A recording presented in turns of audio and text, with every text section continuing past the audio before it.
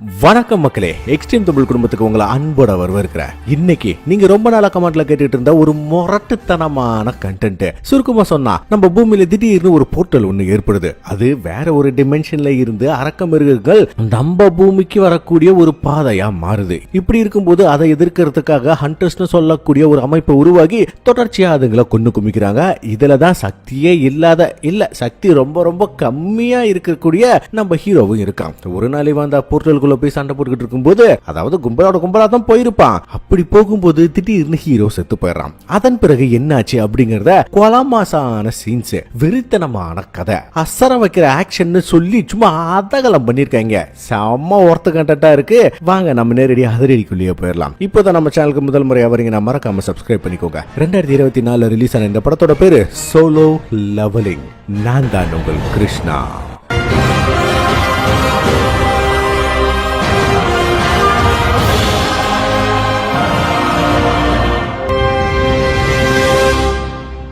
ஓப்பனிங்லயே 3 வருஷத்துக்கு முன்னாடி கப்பல் படையை தான் காட்டுறாங்க. அப்படி அவங்க மானிட்டர்ல என்னத்தை பார்த்தாங்கன்னு தெரியல. இதை நம்மளால ஒண்ணுமே பண்ண முடியாது, நம்மளோட ஆயுதங்கள் அதுங்களெல்லாம் எதுவுமே பண்ணாது, இதுக்கு எல்லாம் சரியான ஆள் ஹண்டர்ஸ் தான் சொல்லும் போது, அதே நேரம் அந்த மலைப்பகுதியில காட்டுமே ஏகப்பட்ட எறும்புகள் வருது. ஹண்டர்ஸ் பயங்கரமா எதிர்த்து நின்று சண்டை போட்டுட்டு இருக்காங்க. ஆக்சுவலி இந்த ஹண்டர்ஸ்னு சொல்லக்கூடிய இவங்க எல்லாருக்குமே பயங்கரமான மேஜிக்கல் பவர்ஸ் இருக்கும். அது மட்டும் இல்லாம இவங்களை பத்தின ஒரு சின்ன டீட்டெயில் இவங்க இருக்கு.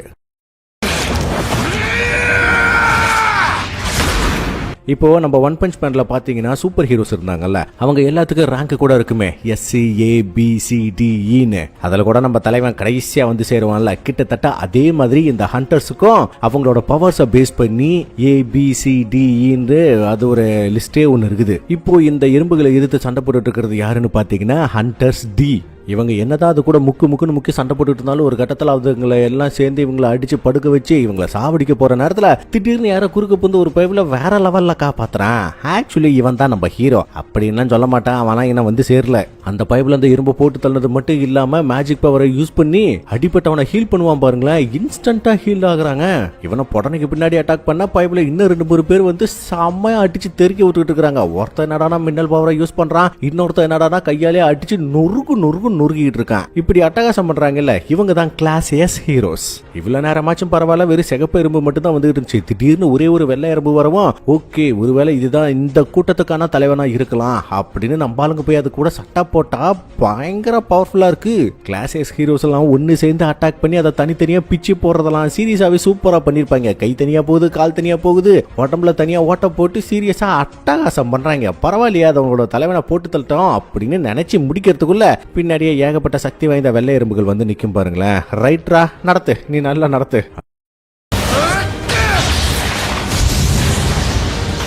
அதுங்களை பார்த்ததும் ஒருத்த என்னடானா மின்னலை வச்சு கொடூரமா தாக்கிட்டு இருக்கான். இன்னொருத்த என்னடானா பவர் ஏத்தி உடம்ப சும்மா ஹல்க் மாதிரி பல்கா மாத்தி நிக்கிறாங்க. அதே நேரம் இந்த பக்கம் ஒரு டீமும் இருக்காங்க. இதுக்கு தலைமை தாங்கிட்டு இருந்தவன் நெருப்பை வச்சு அட்டாக் பண்ணும்போது சின்ன சின்ன எறும்புகள் வேணும்னா சாகுதே தவிர, அதாவது நம்ம ஆளுங்க சைஸுக்கு அந்த சின்ன எறும்பே பெரிய சைஸ் தான். அதுங்க மட்டும்தான் செத்து போகுது. பின்னாடி வெள்ளை எறும்புகளை ஒண்ணுமே ஆகல. பின்னாடியே ஏகப்பட்ட எறும்புகள் வரும். அது கூட பயங்கரமா மல்லு கட்டிட்டு இருக்காங்க. ஆக்சுவலி இது எல்லாமே எங்க தெரியுமா ஆரம்பிச்சது, 10 வருஷத்துக்கு முன்னாடி. திடீர்னு ஒரு போர்ட்டல் ஒண்ணு, அது பாக்குறதுக்கு கேட்டு மாதிரி இருக்கும். அந்த கேட்டு நம்ம பூமிக்குள்ள திடீர்னு லிங்க் ஆகி வேற ஒரு டிமென்ஷன்ல இருந்து ஏகப்பட்ட அரக்க மிருகங்களை இங்க கூட்டிட்டு வர ஆரம்பிச்சது. வேற ஒரு டிமென்ஷன்ல இருந்து வந்த கிரியேச்சர்ஸ் மேஜிக்கல் பீஸ்ட்னு சொல்றாங்க. இன்றைய லெவல்ல நாம வச்சிருக்கிற அதிநவீன துப்பாக்கி அதுங்களுக்கு ஒரு சின்ன சேதாரத்தை கூட ஏற்படுத்தல. அந்த டைம்ல தான் ஹண்டர்ஸ் அசோசியேஷன் உருவாக்கி மேஜிக்கல் பவர்ஸ் அதிகமா இருக்கக்கூடிய எல்லாரையும் அதுக்குள்ள களத்துல இறக்குனாங்க. ABCDன்னு E வரைக்கும் அதோட செக்ஷன் இருக்கு. பவர் அதிகமா இருக்கிறவங்க S, பவர் கம்மியா இருக்கிறவங்க E. அவங்களோட தனிப்பட்ட முயற்சியில அவங்களோட சக்தி எந்த அளவுக்கு வெளிப்படுது அப்படிங்கறத பொறுத்துதான் இந்த ரேங்க்ஸ் அமையும். இதெல்லாம் நடந்து முடிஞ்சு 3 வருஷம் கழிச்சு வேலைக்கு போக தயாரா இருக்கக்கூடிய ஒரு கும்பலை காட்டுறாங்க. அப்பதான் நம்ம ஹீரோவோட என்ட்ரி. இங்க இருக்கிற எல்லாருமே ஹீரோவை பார்த்து ஹாய் எப்படி இருக்க, நல்லா இருக்கே, இப்பதான் வந்தியா, சூப்பர் அப்படி இப்படி எல்லாம் பேசிட்டு இருக்க. இதை பார்த்த ஒரு பைபிள யாருப்பா அது, ரொம்ப பிரபலமான ஒருத்தனா இருப்பான் போல, இங்க இருக்கிற எல்லாருக்கும் தெரிஞ்சிருக்கு அவன் என்ன அந்த அளவுக்கு சக்தி வாய்ந்தவனான்னு கேட்கும் போது அதுக்கு ஆப்போசிட்டா சொல்லுமிச்சு, இங்க இருக்கிற ஹண்டர்ஸ்லயே சக்தி ரொம்ப ரொம்ப கம்மியா இருக்கிறது அவன் ஒருத்தனுக்கு மட்டும்தான், கிளாஸ் ஈல அவன் மட்டும்தான் இருக்கிறானா பாத்துக்கோயேன் அப்படின்னு நம்ம ஹீரோவை இன்டைரக்டா அசிங்கப்படுத்திக்கிட்டு இருக்காங்க. அது அவனோட தப்பு ஒண்ணு இல்லையே. நம்ம ஹீரோவோட பேரு சங் ஜின் வூ. என்னடா கொரியன் பேர் மாதிரி இருக்குன்னு கேட்டீங்கன்னா, ஆமாங்க இது ஒரு கொரியன் சீரிஸ். சீரிஸ் தான். அந்த டைம்ல ஒரு பொண்ணு ஹீரோ கிட்ட வந்து என்னடா அடிபட்டுச்சுன்னு கேள்விப்பட்டேன், இப்ப உடம்பு பரவாயில்லையா அப்படி இப்படிலாம் ரொம்ப அக்கறையா விசாரிச்சுக்கிட்டு இருக்கா. அவளோட பேரு ஜூஹி. இவ கிளாஸ் பிஏ சேர்ந்த ஒரு ஹீலர். அதாங்க அடிபட்ட ஹீல் பண்ணுவாங்கல்ல அந்த ஹீலர் தான். இருந்தாலும் இவளுக்கு ஹீரோ மேல ஒரு கண்ணு. அப்புறம் என்ன எல்லாரும் வந்த உடனே இவங்க நேரடியே எங்க தெரியுமா போறாங்க, எந்த ஒரு போர்ட்டல் உருவாச்சோ 10 வருஷத்துக்கு முன்னாடி அந்த போர்ட்டலுக்குள்ள தான் போறாங்க. இந்த போர்ட்டல் ஒரு இடத்துல மட்டும் இல்ல, அடிக்கடி அங்கங்க உருவாகிக்கிட்டே இருக்கும். நம்ம ஹண்டர்ஸ் பைபிளுக்கு என்ன பண்ணுவாங்கன்னா அந்த போர்ட்டலுக்குள்ள போய் உள்ள இருக்கிற மிருகத்தை போட்டு தள்ளிட்டு அதுகிட்ட சில பொக்கிஷங்கள்லாம் இருக்கும், அதை ஆட்டை போட்டுட்டு வந்துருவாங்க. அதுதான் இப்போதைக்கு ஒரு வேலையாவே செஞ்சுக்கிட்டு இருக்காங்க. அங்கிருந்து எடுத்துட்டு வர பொருட்களுக்கு கொஞ்சம் அதிக மதிப்பு இருக்குன்னு வைங்களேன். நம்ம உலகத்துல எல்லாரும் ஒவ்வொரு விதமான ஆயுதங்கள் எடுத்துட்டு போயிட்டு இருக்கும்போது நம்ம ஹீரோ மட்டும் டம்மியா ஒரு கத்தியை எடுத்துட்டு போறான். ஏன் இவனால இவ்வளவுதான் கொண்டு போக முடியும், ரொம்ப ஏழை பையன்பா. அதே நேரம் இந்த பக்கம் ஹண்டர்ஸ் அசோசியேஷனை காட்டும் போது அந்த இடத்துல ஏகப்பட்ட கலெக்ஷன்ஸ் இருக்கும். அதாவது நம்ம ஹண்டர்ஸ்க்கு எப்படி கிளாஸ் SC ABCD எல்லாம் ரேங்க் வச்சிருக்காங்களோ அதே மாதிரியா அந்த மேஜிக்கல் பீஸ்டுக்கும் வச்சிருக்காங்க. ஈங்கிறது ரொம்ப ரொம்ப கம்மியான பவர் நம்ம ஹீரோ மாதிரி, ஏங்கிறது ரொம்ப ரொம்ப சூப்பர் பவர், ரொம்ப ரொம்ப டேஞ்சர்னு அர்த்தம். அங்க இருக்கக்கூடிய அத்தனை மேஜிக்கல் பீஸ்டையும் கொல்லும் போது அதுங்க மேல இருந்து ஒரு சின்ன ஸ்டோன் மாதிரி ஒன்னு கிடைக்கும். S லெவல்ல இருக்கக்கூடிய மேஜிக்கல் பீஸ்டோட ஸ்டோன் அப்படின்னாக்கா அதுக்கு விலை அதிகம். அதுக்கு பிறகு கொஞ்சம் கொஞ்சமா கீழே இறங்க அதோட விலையெல்லாம் ரொம்ப ரொம்ப கம்மியா இருக்கும். ஹண்டர்ஸ் அசோசியேஷன் இது எல்லாத்தையும் கலெக்ட் பண்ணி வச்சிருந்தா இந்த கொரியன் அரசாங்கம் என்ன தெரியுமா பண்ண நினைக்குது, இவங்க கலெக்ட் பண்ணி வச்சிருக்கிற ஸ்டோன்ஸ் மூலமா புதுசா ஒரு ஆயுதங்களை உருவாக்கலாம் அப்படின்னு நினைக்குது. அதே நேரம் இந்த பக்கம் பார்க்கணுமே, நம்ம ஹீரோ ஒரு சின்ன காப்ளின் கூட சண்டை போட முடியாம தடுமாறிக்கிட்டு இருக்கும்போது நம்ம ஆளு பறந்து போய் அந்த கத்தியை வச்சு குத்துவான். கத்தி தான் உடச்சு போகுதே தவிர அந்த பீஸ்டுக்கு எதுவும் ஆகல. அது பதிலுக்கு ஹீரோவை குத்தி செதற விட்டுருது. வேற ஒருத்தர் தான் வந்து ஹீரோவை காப்பாத்துறாங்க. It's only a matter of when, not if something. இதை பார்த்துட்டு பதறி போன ஜூயை குடுகுடுன்னு ஓடி வந்து இவனை திருப்பி படுக்க போட்டு இவளை ஹீல் பண்ணுவா பாருங்களேன். சும்மா சொல்லக்கூடாது, உண்மையாலுமே அட்டகாசமா பண்ணிருப்பாங்க. அடுத்த கொஞ்ச நேரத்துக்குள்ள பார்க்கணுமே, இந்த டஞ்சியனுக்குள்ள இருக்கக்கூடிய கிட்டத்தட்ட எல்லா பெரிய மிருகங்களையும் போட்டு தள்ளிட்டாங்க. டஞ்சியன் அப்படின்னா ஒரு குகை. அதாவது இப்போ ஒரு போர்ட்டல் உருவாகுதுன்னு வைங்களேன், அந்த போர்ட்டலுக்குள்ள போய் அதுல இருக்கக்கூடிய அந்த மிருகங்களை போட்டு தள்ளிட்டு வருவாங்கல்ல, அதனால இது ஒரு குட்டி டஞ்சியன் அப்படின்னு சொல்லுவாங்க. இது ஒரு சின்ன குகை, ஒரு குட்டி போர்ட்டல், ஒரு குட்டி குகை மாதிரி அர்த்தம். இந்த பொண்ணு ஹீரோவை முழுசா குணப்படுத்த மற்றவங்க எல்லாருக்கும் ஓரளவுக்கு நிறைய கலெக்ஷன்ஸ் எல்லாம் கிடைச்சிருச்சு. பட் ஹீரோவுக்கு மட்டும் எதுவுமே கிடைக்கல. இருந்தாலுமே இந்த இடத்துல இன்னொரு குகை ஒன்று இருக்கு. பொதுவா இந்த குகைக்கான லீட்டரை போட்டு தள்ளிட்டாங்க அப்படின்னாக்கா அங்க சைட்ல ஏற்படக்கூடிய எல்லா போர்ட்டலும் ஆட்டோமேட்டிக்காவே க்ளோஸ் ஆகிரும். ஆனா அப்படி எதுவுமே ஆகாம இருக்கு, இந்த போர்ட்டல் ஓபன் ஆயிருக்கு அப்படின்னாக்கா இதுக்குள்ள கண்டிப்பா ஏதோ ஒரு விஷயம் ஒன்று இருக்கும். அப்படின்னா நம்மளுக்கு என்ன ஏகப்பட்ட லூட்டு கிடைக்கும் அப்படின்ற மாதிரி சொல்லும் போது பாதி பேர் உள்ள போறதுக்கு ஆதரவா இருக்காங்க, பாதி பேர் எதிராக இருக்காங்க. கிட்டத்தட்ட 6 ஓட்டு சரிசமமா இருக்கு. கடைசியா ஹீரோ கிட்ட கேட்கும் போது இவனுக்கு கையில ஒரே ஒரு குட்டி ஸ்டோன் மட்டும் தான் கிடைச்சிருக்கும். இதை வச்சுதான் இவனோட அம்மாவோட ஹாஸ்பிட்டல் செலவையும் பார்க்கணும், தங்கச்சியா காலேஜ்லயும் படிக்க வைக்கணும். இந்த மாதிரி ஏகப்பட்ட கடமைகள். அதனால வேற வழியே இல்லாம உள்ள போறதுக்கு ஓகே சொல்றான். இன்னொரு 2 ஸ்டோன் சேர்த்து கிடைச்சா அவங்களுக்கு கொஞ்சம் உதவிகரமா இருக்குமே அப்படிங்கிறதுக்காக. இருந்தாலும் உள்ள எந்த வகையான ஆபத்து இருக்கும் அப்படிங்கிற விஷயத்தை பத்தி தெரியாது. அதே நேரம் இந்த பக்கம் ஹண்டர்ஸ் அசோசியேஷனை காட்டும் போது ஏகப்பட்ட பேரை வேலைக்கு எடுத்துக்கிட்டு இருக்காங்க.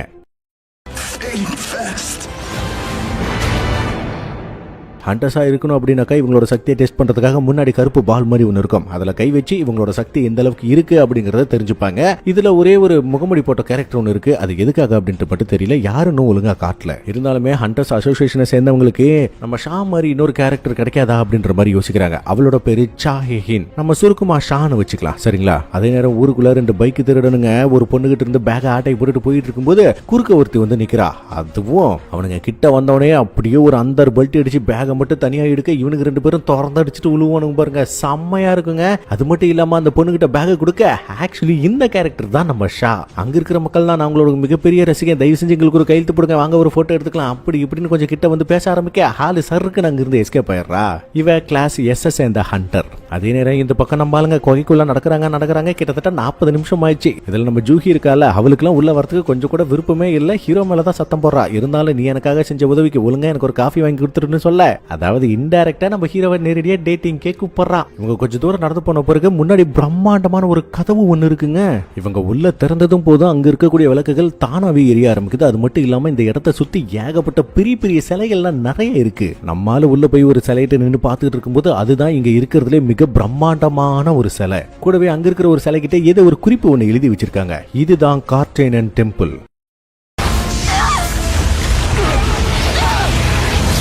முதலில் கடவுளை வணங்குங்க, 2வது கடவுளை போற்றி பாடுங்க, 3வது உங்களோட நம்பிக்கையை கடவுளுக்கு காட்டுங்க அப்படின்னு அதுல போட்டிருக்க. இவங்களுக்கு ஒன்றும் புரியல. ஆனா இந்த ஜோகி பொண்ணு பயந்து போய் ஹீரோவை கூப்பிட்டு அந்த சிலையோட கண்ணு அசைஞ்சதுன்னு சொல்லும் போது அடவிடுப்பா அது அவனோட கற்பனையா இருக்கும் அப்படின்னு சொல்றான். ஆனா அடுத்த நொடி இவங்க உள்ள வந்த கதவு டக்குன்னு சாத்துதுங்க. இத பார்த்த ஒரு பயபுல என்னாலலாம் இங்க மாட்டிக்கிட்டு இருக்க முடியாது, இதுக்கு தான் நான் வரமாட்டேன்னு சொன்னேன், நான் கிளம்புறேன் அப்படின்னு சொல்லிவிட்டு குடுகுடுன்னு ஓடி போய் கதவு மேல கைய தாங்க வைப்பா. அந்த இடத்துல நின்னுகிட்டு இருந்த சிலை இவனை வெட்டி கொல்லும் பாருங்க. தக்காளி மரணமான ட்விஸ்டா இருக்குங்க. கொன்னது மட்டும் இல்லாம அந்த சிலை மறுபடியும் அவனோட இடத்துக்கு போய் நின்னுக்க. இத பார்த்த ஹீரோ அப்படின்னா நாம ஒரு பெரிய சிலை பார்த்தோமே அதுதான் கடவுளா இருக்குமோன்னு இவன் திரும்பி பார்க்க அது சட்டார்னு திரும்பி அட்டாக் பண்ணு பாருங்க. எல்லாரும் கீழே படுங்க அப்படின்னு சொன்னதும் நிறைய பேர் படுத்துக்கிறாங்க. இதுல படுக்காதவங்க மட்டும் அதோட லேசர்ல மாட்டி சாவாங்க பாருங்க. ஐயோ என்னடா ஆரம்பமே இவ்வளவு கொடூரமா இருக்குது. இதுல வேற ஒரு 2-3 டிக்கெட் காலி. பக்கத்துல இருந்த ஒரு பயபுல யாரும் அசையாதீங்க, அசைஞ்சா மட்டும்தான் அது போட்டு தள்ளுது அப்படின்னு சொல்லிவிட்டு நம்ம ஹீரோ கிட்ட உனக்கு தான் நன்றி சொல்லி ஆகணும், நீ மட்டும் இல்லனா இன்னைக்கு நம்ம எல்லாருமே செத்துருப்போம். ஆமா நீ ஏதாவது ஒரு விஷயத்தை கண்டுபிடிச்சான்னு கேட்கும்போது ஹீரோ எனக்கு என்னன்னு தெரியல, உறுதியா தெரியலன்னு சொல்றான். அது மட்டும் இல்லாம இந்த பயபலிக்கு ஒரு கையே ஒட்டு மொத்தமா போயிருச்சுங்க. இப்போதைக்கு கட்டுப்பட்டு வச்சிருக்காங்க. ஆக மொத்தத்துல இது S லெவல் டேஞ்சர் இல்லாட்டி A லெவல் டேஞ்சரா இருக்கும். அதே நேரம் இந்த பக்கம் நம்ம ஹீரோவோட தங்கச்சியை காட்டும் போது இதுக்கு முன்னாடி ஹண்டர் குரூப்ல ஜாயின் பண்றதுக்காக முகமுடி போட்ட அதாவது தலையில குல்லா போட்ட ஒரு கேரக்டர் ஒன்னு காட்டினாங்கல்ல, அந்த கேரக்டர் நம்ம இவளோட ஃப்ரெண்டு. சாதாரண ஒரு ஸ்கூல் பொண்ணு ஹண்டர் செலக்ஷனுக்கு போயிருக்கா. ரைட்டு. அதே நேரம் இந்த பக்கம் ஒரு பைப்ல செம்ம காண்டாகி இதுக்கு தான் நான் உள்ள வரமாட்டேன்னு சொன்னேன். என் பொறுமையை ரொம்ப சோதிச்சிட்டாங்க. என்கிட்ட இருக்கிற பவருக்கு என்கிட்ட இருக்கிற ஸ்பீடுக்கு நான் அசால்ட்டா கதவை திறக்கிறேன், எல்லாருமே வெளியே போயிடலாம், புரிஞ்சுதா அப்படின்னு சொல்லிவிட்டு பவர் எடுக்க உண்மையாலுமே செம்ம பவர்ஃபுல்லா தான் இருப்பான் போல. சும்மா பிளாஷ் மாதிரி அசோர வேகத்துல போகும்போது அந்த பெரிய சிலை இருந்துச்சு பாத்தீங்களா, சருக்குன்னு ஒரு லேசரை ஓட்டும் பாருங்க. இவனோட ஷூ மட்டும் தாங்க இருக்கு. இத பார்த்த எல்லாருக்குமே இன்னும் மரண பயம் ரொம்ப அதிகமாயி போச்சு. அந்த டைம்ல தான் ஹீரோவுக்கு இவங்க படிச்சுக்கிட்டு இருந்தாங்கல்ல அந்த போர்டுல எழுதி இருந்தத அதை பத்தி இந்த பைபிள்கிட்ட கேட்க முதல் விஷயமா கடவுளை வணங்குன்னு போட்டுருந்துச்சு. ஏன்பா இப்ப அதுல ஏதாவது பிரச்சனையானு கேட்க ஹீரோவுக்கு என்ன தோணி இருக்குது அப்படின்னாக்கா இங்க இருக்கக்கூடிய அந்த மிகப்பெரிய சிலை இருக்குதுல லேசரை வச்சு அட்டாக் பண்ணிச்சு அதுதான் கடவுளா இருக்குமோன்னு தோணி இருக்கு. அதனால ஹீரோ எந்திரிச்சு போய் அதுக்கு முன்னாடி மண்டி போட்டு மத்தவங்களையும் மண்டி போட்டு சொல்ல இவன் தான் நம்மளோட உயிரை காப்பாத்தினா நாமளும் செய்வோம் அப்படின்னு இவங்களும் மண்டி போட்ட உடனே அதோட ரியாக்ஷன் டோட்டலா மாறி புசுக்குன்னு சிரிக்குது அந்த சிலை. அவ்வளவுதானா, இதுக்கு மேல அது நம்மள அட்டாக் பண்ணாதா அப்படின்னு ஒரு பைப்ல எந்திரிச்சு செக் பண்ணி பார்க்க நிஜமாலுமே அட்டாக் பண்ணல. அப்படின்னா என்ன இப்ப நம்ம சேஃபா, ஆனா கதவை இன்னும் திறக்கலையே அப்படின்னு நினைக்கும் போது அதுல இருந்த 2வது வரிகள் கடவுளை போற்றி பாடணும். அதுக்கு என்ன அர்த்தம்னு புரியாம முழிக்கும் போது புசுக்குன்னு அந்த மிகப்பெரிய சிலை எந்திரிச்சு நடந்து வர ஆரம்பிக்க இதை பார்த்த ஒரு பயபுல என்கிட்ட ஒரு ஐடியா இருக்குது அப்படின்னு நேரடியா முன்னாடி போய் மண்டி போட்டு இந்த உலகின் மாபெரும் கடவுள் நீதான் அப்படின்ற மாதிரி பொதுவா கடவுளை போற்றி பாடுவாங்கல்ல அந்த மாதிரி போற்றி பாட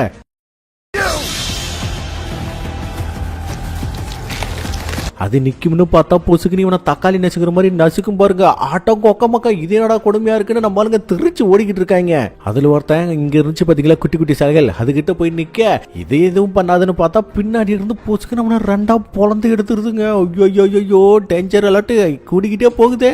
ஆனா ஹீரோ இந்த பொண்ணை இழுத்துக்கிட்டு ஓடும்போது தான் ஒரு விஷயத்த கவனிக்கிறான். இங்க குட்டி குட்டி சிலைகள் நிறைய இருக்குல்ல, அதுல ஒரு சில சிலைகள் கிட்ட ஆயுதமும் ஒரு சில சிலைகள் கிட்ட வாத்தியமும் இருக்கு. உடனடியா எல்லாரும் வாத்தியம் இருக்கக்கூடிய அந்த சிலைகை கிட்ட போங்க அப்படின்னு சொன்னதும் எல்லாரும் அதுக்கு கிட்ட போய் நிக்க அது திடீர்னு வாசிக்க ஆரம்பிக்குது. கூடவே இந்த பெரிய சிலை அட்டாக் பண்ணல. உடனே எல்லாரும் அந்த மாதிரி சிலை கிட்ட ஓடுங்க அப்படின்னு சொன்னதுமே ஹீரோ அந்த பொண்ணை கூட்டிட்டு ஒரு சிலை கிட்ட போய் நிக்க அது ஆக்டிவேட் ஆகல. காரணம் ஒருத்தர் மட்டும் தான் ஒரு சிலை கிட்ட நிக்க முடியும். அதனால அந்த பொண்ணு அந்த சிலை கிட்ட விட்டுட்டு ஹீரோ குடுன்னு ஓட அந்த சிலை விடாம விருத்தனமா வரட்டிக்கிட்டு இருக்க. ஒரு கட்டத்துல அப்படியே நசுக்கும் போது ஐயோ ஹீரோ செத்துட்டானு நினைக்கும் போது இல்ல, அதோட காலடியில இருந்து தப்பிச்சு ரத்த வெள்ளத்தோட இழுத்துக்கிட்டு வந்துகிட்டு இருக்கான். எப்படியோ கடைசியா அந்த சிலை கிட்ட போனதும் போதும் அது புசுக்குன்னு வாசிக்க ஆரம்பிக்க இந்த சிலை இவனை மிதிக்கல. அது மட்டும் இல்லாம அடுத்த நொடியே அது டக்குன்னு ஓடி போய் அதோட சேர்லயே உட்கார்ந்துக்குது.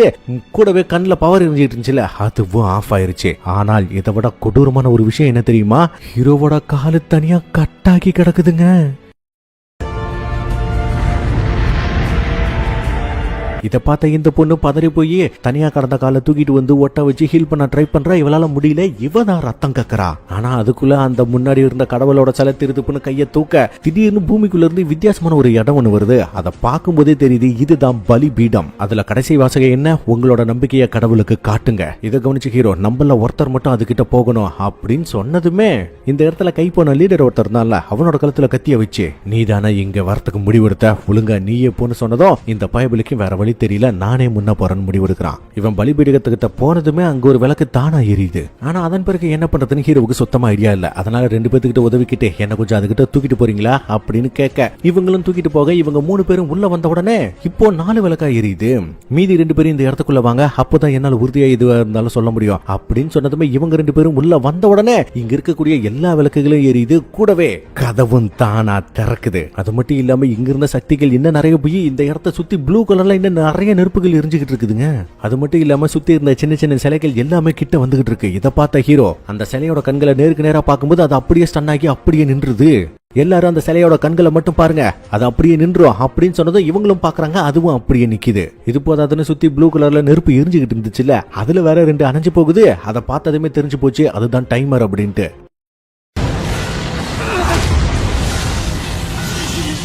இங்க பாருங்க, அந்த ப்ளூ கலர் நெருப்பு எல்லாமே வெறும் டைமர் தான். அதுக்குள்ள நம்ம ஒவ்வொருத்தரா இந்த இடத்த விட்டு வெளியே போகணும் அப்படின்னு சொன்னதும் போதும் ஒரு பொண்ணு இந்த பிரஷரை தாங்கிக்க முடியாம கதவு திறந்திருக்கிறத பார்த்துட்டு தயவு செஞ்சு என்ன மன்னிச்சிருங்க அப்படின்னு அந்த பைப்ல குடுன்னு கேட்டை தாண்டி வெளியே போக அவளை எதுவுமே அட்டாக் பண்ணல. சோ அவ சேஃபா எஸ்கேப் ஆயிடுறாங்க.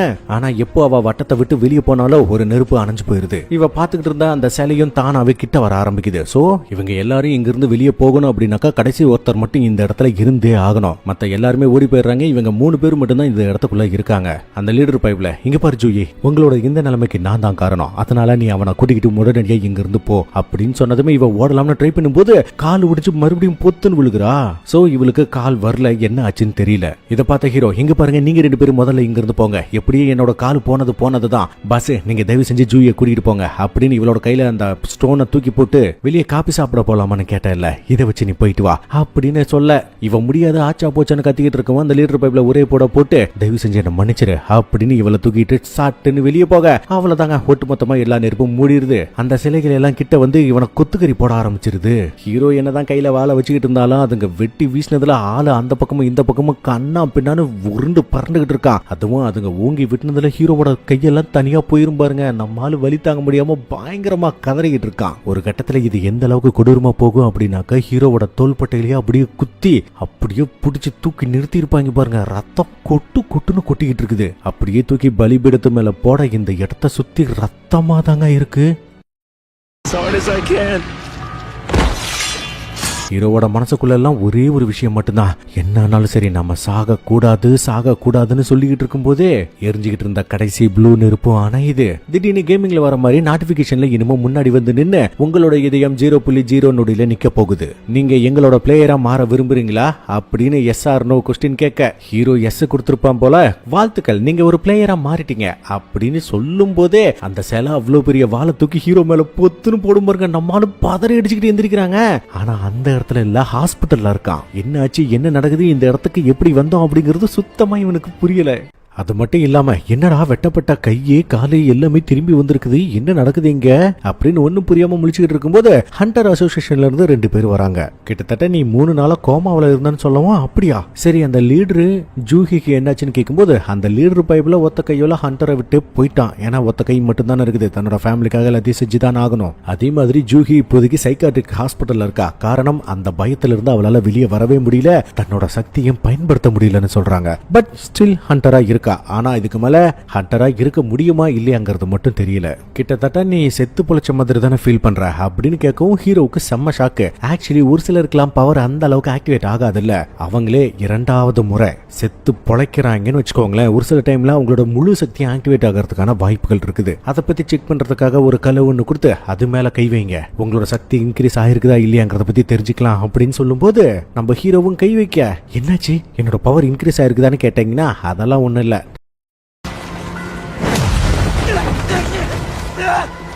சாதாரணமா இதுக்கு முன்னாடி இ ரேங்க்ல இருந்தால அதுல இருந்தவங்களுக்கே பவர் 70% இருக்கும், அதாவது 70 பாயிண்ட் இருக்கும். ஆனா இப்போதைக்கு ஹீரோவுக்கு வெறும் 10 பாயிண்ட் தாங்க இருக்குது. அட கொடுமையே, ஹண்டர் லெவல்ல இருந்து கீழே இறங்கி இப்போ சாதாரண மனுஷனா மாறி இருக்கான். இதை பார்த்த இவங்க சரியான குழப்பத்தோட தான் அங்கிருந்து போறாங்க. ஏன்னா இந்த மாதிரி மறுஜென்மம் எடுக்கும்போது குறைந்தபட்சம் A லெவல்ல இருப்பாங்க, இல்லாட்டி S லெவல்ல இருப்பாங்க. அப்படி இல்லாம இருக்கான்ல, அதனாலதான் அவங்களுக்கே புதுசா ஏற்பட்டிருக்க குழப்பம். அது மட்டும் இல்லாம கேம் விளையாடுற மாதிரி இவனுக்கு முன்னாடி ஒரு ஸ்கிரீன் ஒன்று தோணுது. உங்களுக்கு ஒரு மெசேஜ் வந்திருக்குன்னு சொன்னது ஹீரோ அதை தொடும்போது அதான் சரியா தொட முடியல. அந்த டைம்ல இவளோட தங்கச்சிக்காரி வரவும் அவ ரொம்பவே கவலைப்பட்டுறாங்க. இருந்தாலும் இவ தங்கச்சிக்காரி அடிக்கடி கேம் விளையாடுறதுனால அவகிட்ட கேட்கிறா இந்த மாதிரி ஸ்கிரீன் எல்லாம் இப்படி ஓபன் பண்றதுன்னு. ஏன்னா ஹீரோவுக்கு தெரியக்கூடிய அந்த ஸ்கிரீன் அவளோட கண்ணுக்கு தெரியல, ஹீரோவுக்கு மட்டும்தான் தெரியுது. சரி, நான் அந்த பைபிள் டைம் ஆச்சுன்னு ஸ்கூலுக்கு கிளம்பி போக நம்ம ஹீரோ ஓப்பன் சொன்னதுமே அந்த மெயில் பாக்ஸ் ஓப்பன் ஆகுது. அதுல ஏகப்பட்ட விஷயங்கள் போட்டிருக்குதுங்க. இப்போதைக்கு நீங்க ஒரு பிளேயரா கன்சிடர் பண்ணப்பட்டிருக்கீங்க. நீங்க இந்த சிஸ்டம் சொல்லக்கூடிய எல்லா விஷயங்களையும் கேட்கணும். மீறினா கண்டிப்பா உங்களுக்கு பெனால்ட்டி இருக்கும். நீங்க அது கொடுக்குற டாஸ்கை தொடர்ச்சியா செய்யும்போது உங்களுக்கான ரிவார்ட்ஸும் கிடைக்கும் அப்படின்னு போட்டிருக்க. நம்ம ஆளுக்கு ஒன்றும் புரியல. ஏன்னா டெய்லி ட்ரைனிங் அப்படின்னு சொல்லி 100 தண்டாலு, 100 புல்லப்ஸ், 10 கிலோமீட்டர் ரன்னிங், அது இதுன்னு ஏகப்பட்டதை கொடுத்து வச்சிருக்கேன். நம்மளால அதெல்லாம் எதுவும் கண்டுக்காம அடப்போங்க எனக்கு டயர்டா இருக்குதுன்னு அவன் பாட்டுக்கு பொசுக்குன்னு படுத்துக்கிறேன்.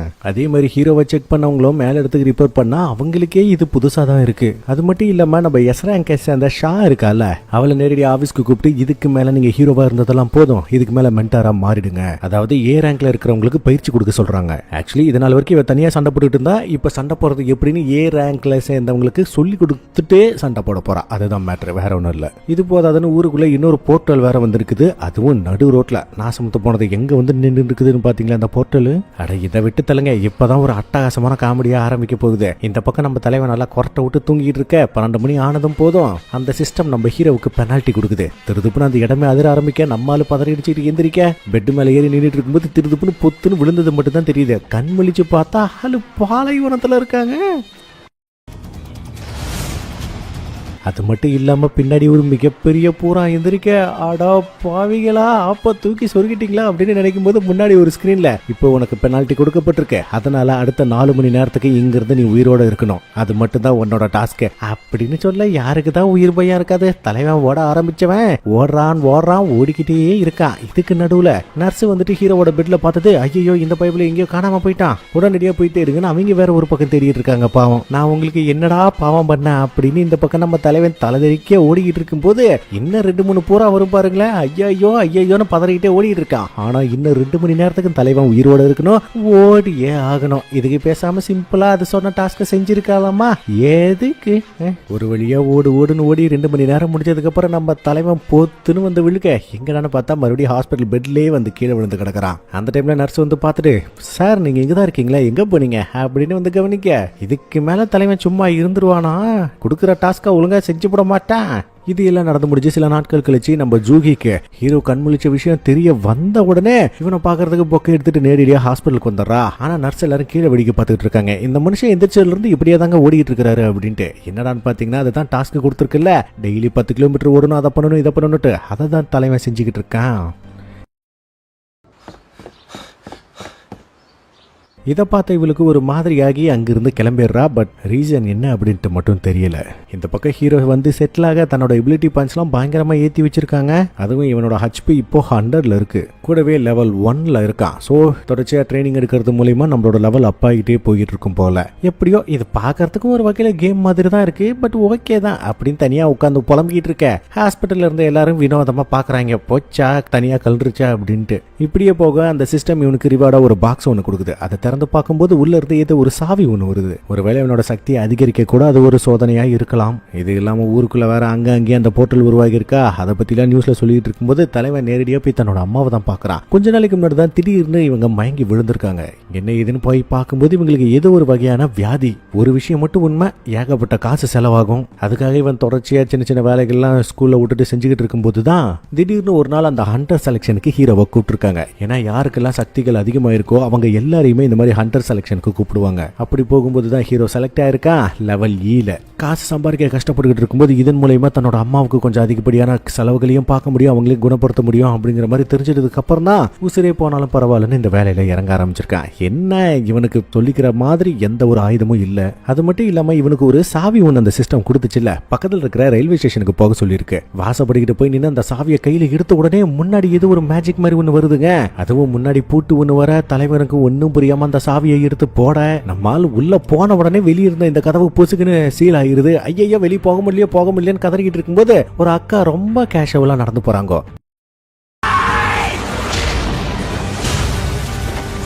அதாவது அவங்களுக்கு இது மட்டும்தான் இது ரயில்வே பாதை, மத்தவங்க கண்ணுக்கு இதுக்கு எதுவுமே தெரியாது. அது மட்டும் இல்லாம மறுபடியும் அந்த ஸ்கிரீன்ல இது சும்மா டெமோ டஞ்சியன் தான் அப்படின்ற மாதிரி போட்டிருக்க. ரைட்டு, உள்ள ஏதோ ஒரு ஆபத்து ஒண்ணு இருக்கு, சமாளிப்போம். ஆனா ஹீரோ அந்த சிலங்கை கிட்ட மாட்டும் போது ஒரு சம்பவம் ஒண்ணு நடந்துச்சுல, அது மட்டும் அவனோட மனசுக்கு அடிக்கடி வந்துட்டு போய்கிட்டே இருக்கும். ஏன்னா அப்படி ஒரு மரணத்தை கொடுத்துச்சுல அது. சரி, அப்படி உள்ள என்னதான் நடக்குதுன்னு பாப்போமே அப்படின்னு உள்ள போன குடும்பக்கு திருதுப்புன்னு காப்ளின் வந்து குதிக்குதுங்க.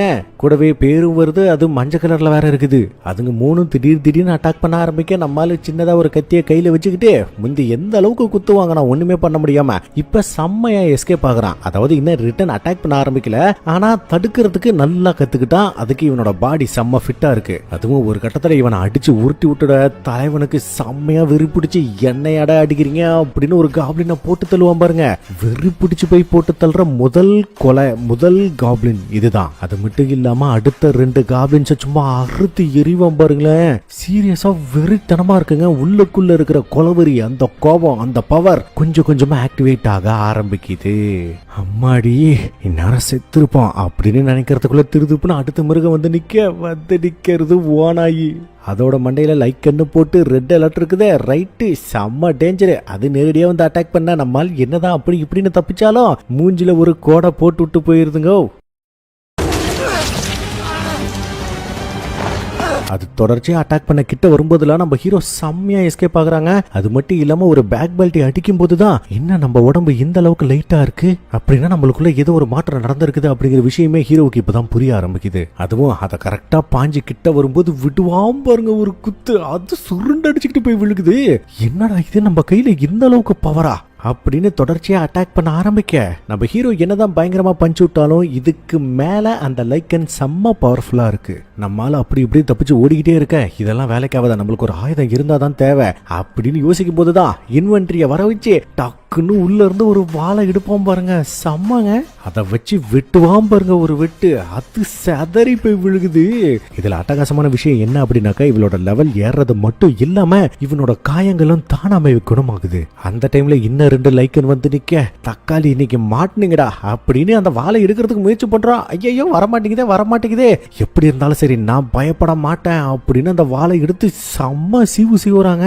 இருந்தாலும் அதுல ஒண்ணு கப்புக்குன்னு வாயிலேயே கவ்விட, நான் பார்த்ததுலயே டேஞ்சரான ஒரு விஷயம்னா அது அந்த சிலைகள் மட்டும்தான். அதை தவிர எனக்கு வேற எதுவுமே பயம் இல்லடா அப்படின்னு ஒரு கிழிப்பான் பாருங்களேன். அதோட தலை தனியா போய் விழுந்துருதுங்க. அதுவும் பாதி தலை மட்டும் வெட்டி வீசிருக்கேன். இதை பார்த்தா இன்னொரு ஓனாய் பைப்ல அம்மாடி இவன் என்ன முரட்டு பீஸா இருக்கேன் அப்படின்ட்டு ஆளு தெரிச்சு ஓடிடுது.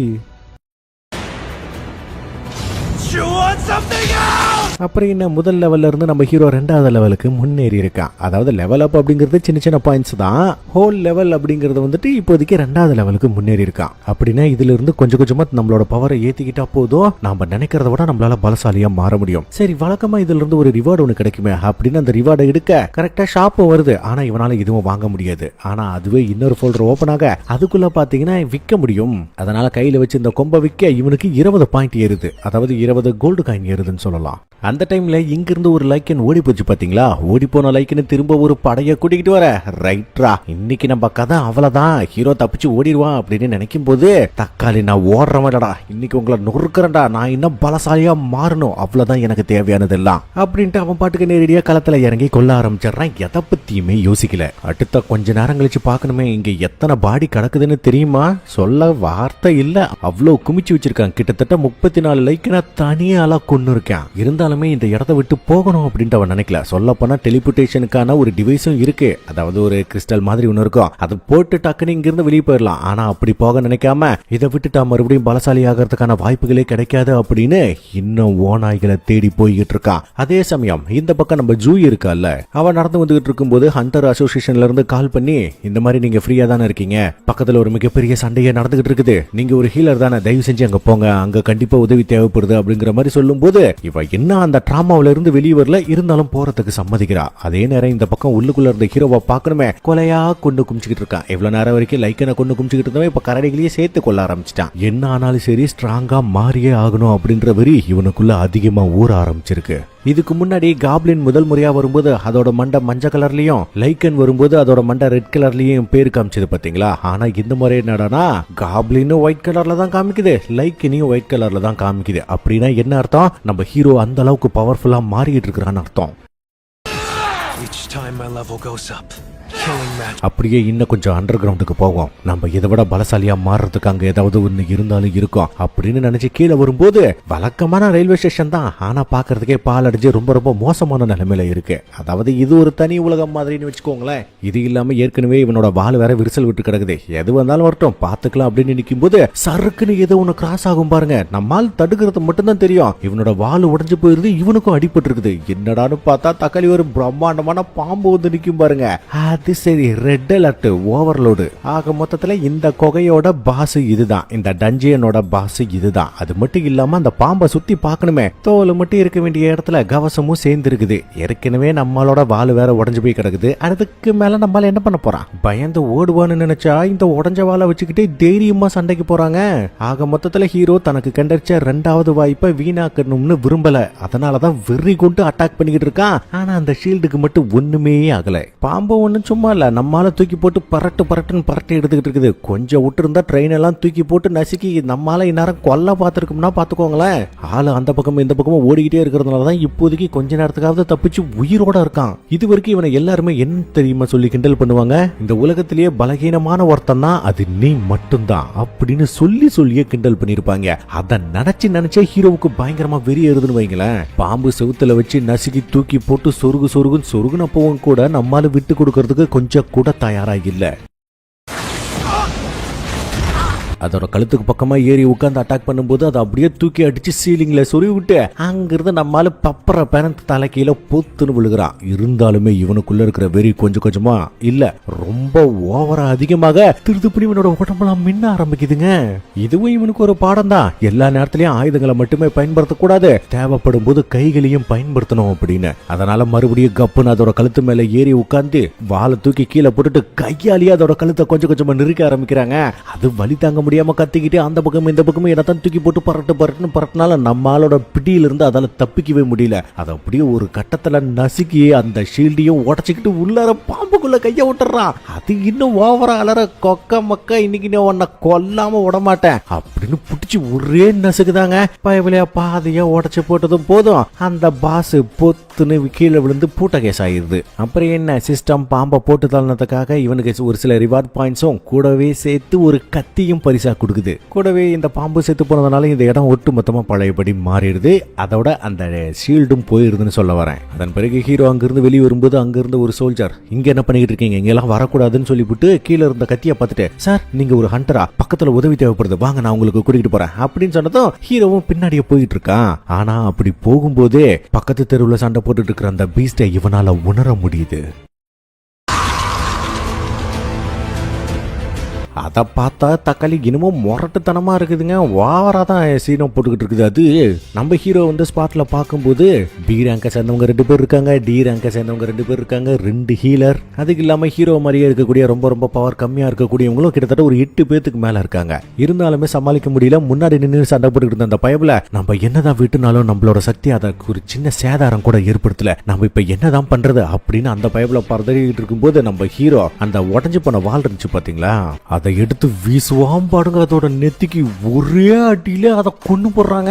அப்படியே சுக்கா செதறி விழுகுது. இதை பார்த்துக்கிட்டு இருந்தவங்களுக்கு என்ன நடக்குது ஏது நடக்குதுன்னு சுத்தமா புரியல. இதுக்கு நடுவுல ஜூஹி வேற பவரை பயன்படுத்தலாம்னு நினைக்கும் போது அந்த மிகப்பெரிய சிலை வந்துட்டு போனவனால இவளால அந்த சக்தியை கூட பயன்படுத்த முடியல. அப்படிப்பட்ட ஒரு சிச்சுவேஷன்ல ஹீரோ ஒரே அடியில சாச்சப்பட்டான். இவ்வளவு நேரம் நம்ம அடிச்சோம், அது அசர கூட இல்ல. ஆனா ஒரே அடியில யாரோ வைத்திருக்காங்களே, யாரா இருக்கும்? அதுவும் இந்த உடஞ்சு போன வாழை வச்சு செஞ்சிருக்காங்கன்னா அவங்களுக்கு எப்பேற்பட்ட பவர் இருக்கும். இதை செஞ்சது யாரா இருக்கும்னு திரும்பி பார்த்தா ஹீரோவா காணோம். சோல்ஜர் கிட்ட கேட்டா கூட அவனும் ஹீரோவா காணோம் அப்படின்ட்டு தான் சொல்றான். மறுநாள் ஹீரோ இருக்கக்கூடிய ஹாஸ்பிட்டல்ல அங்க இருந்த நர்ஸுங்களுக்கு எல்லாம் ஒரே கலகலப்பு. என்னடான்னு பார்த்தா நம்மால இப்ப செம்ம 6 பேக்கோட இருக்கிறாங்க, பயங்கர ஃபிட்டிங்.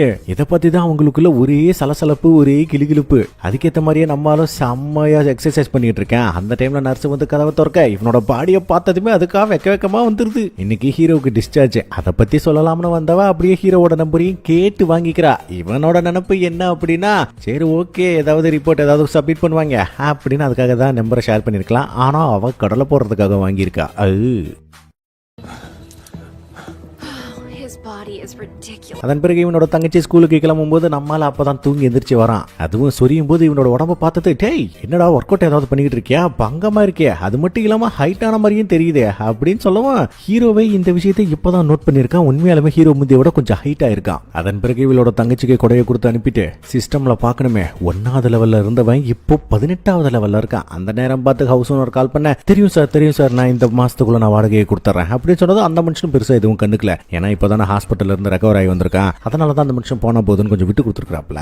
எப்படி இருந்தாலும் ஹீரோ வேலைக்கு போய் தானே ஆகணும். அதனால எந்த போர்ட்டலுக்கு போகலாம் அப்படின்னு பாத்துக்கிட்டு இருக்கும்போது, அதாவது போர்ட்டல் வந்துட்டு அதையும் ABCDEன்னு கேட்டகரைஸ் பண்ணி வச்சிருக்காங்க. ஏ அப்படின்னா ஏ ரேங்க சேர்ந்தவங்க போகணும், பி அப்படின்னாக்கா பி ரேங்க சேர்ந்தவங்க போகணும் அப்படின்ற மாதிரி. அந்த டைம்ல அழைப்பு ஒண்ணு வர நம்மளால அடுத்த சீனே நேரடியா அங்கிட்டு தான் போய் நிக்கிறான்.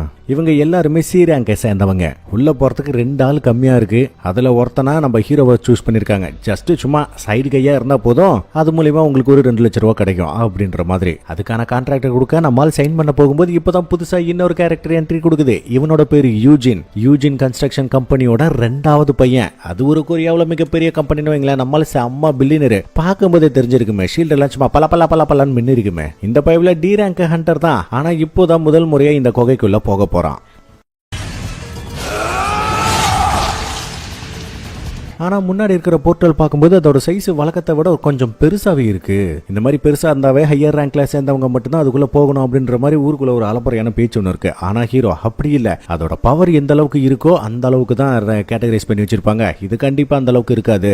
தைரியமா உள்ள போகலாம்னு சொன்னதும் பரவாயில்ல, ஹீரோவுக்கு நிறைய விஷயங்கள் தெரிஞ்சிருக்குது. உள்ள போனா இந்த இடத்துல ஒண்ணுமே இல்லைங்கோ. வெளிச்சத்தை வர வச்சுக்கிட்டு நடக்கிறாங்க நடந்துகிட்டே இருக்காங்க. ஓஞ்சின பாடு இல்ல. அந்த டைம்ல ஹீரோவுக்கு ஏதோ சத்த கேட்க, கொஞ்சம் அமைதியாரு, இங்க இருக்கிறது எல்லாமே பூச்சி வகைகளை சேர்ந்தது. அது வரதுக்கான பார்த்தா இந்த இடத்துல ஏகப்பட்டது இருக்குது, சோ கொஞ்சம் ஜாக்கிரதையா இருங்க அப்படின்னு சொல்லிக்கிட்டே அது மேல இருந்து தான் வருது, பார்த்து அட்டாக் பண்ணுங்க அப்படின்னு சொன்னதும் போதும் இவங்க அட்டாக் பண்ணுவாங்க பாருங்க. சீரியஸா விருத்தனமா இருக்குங்க.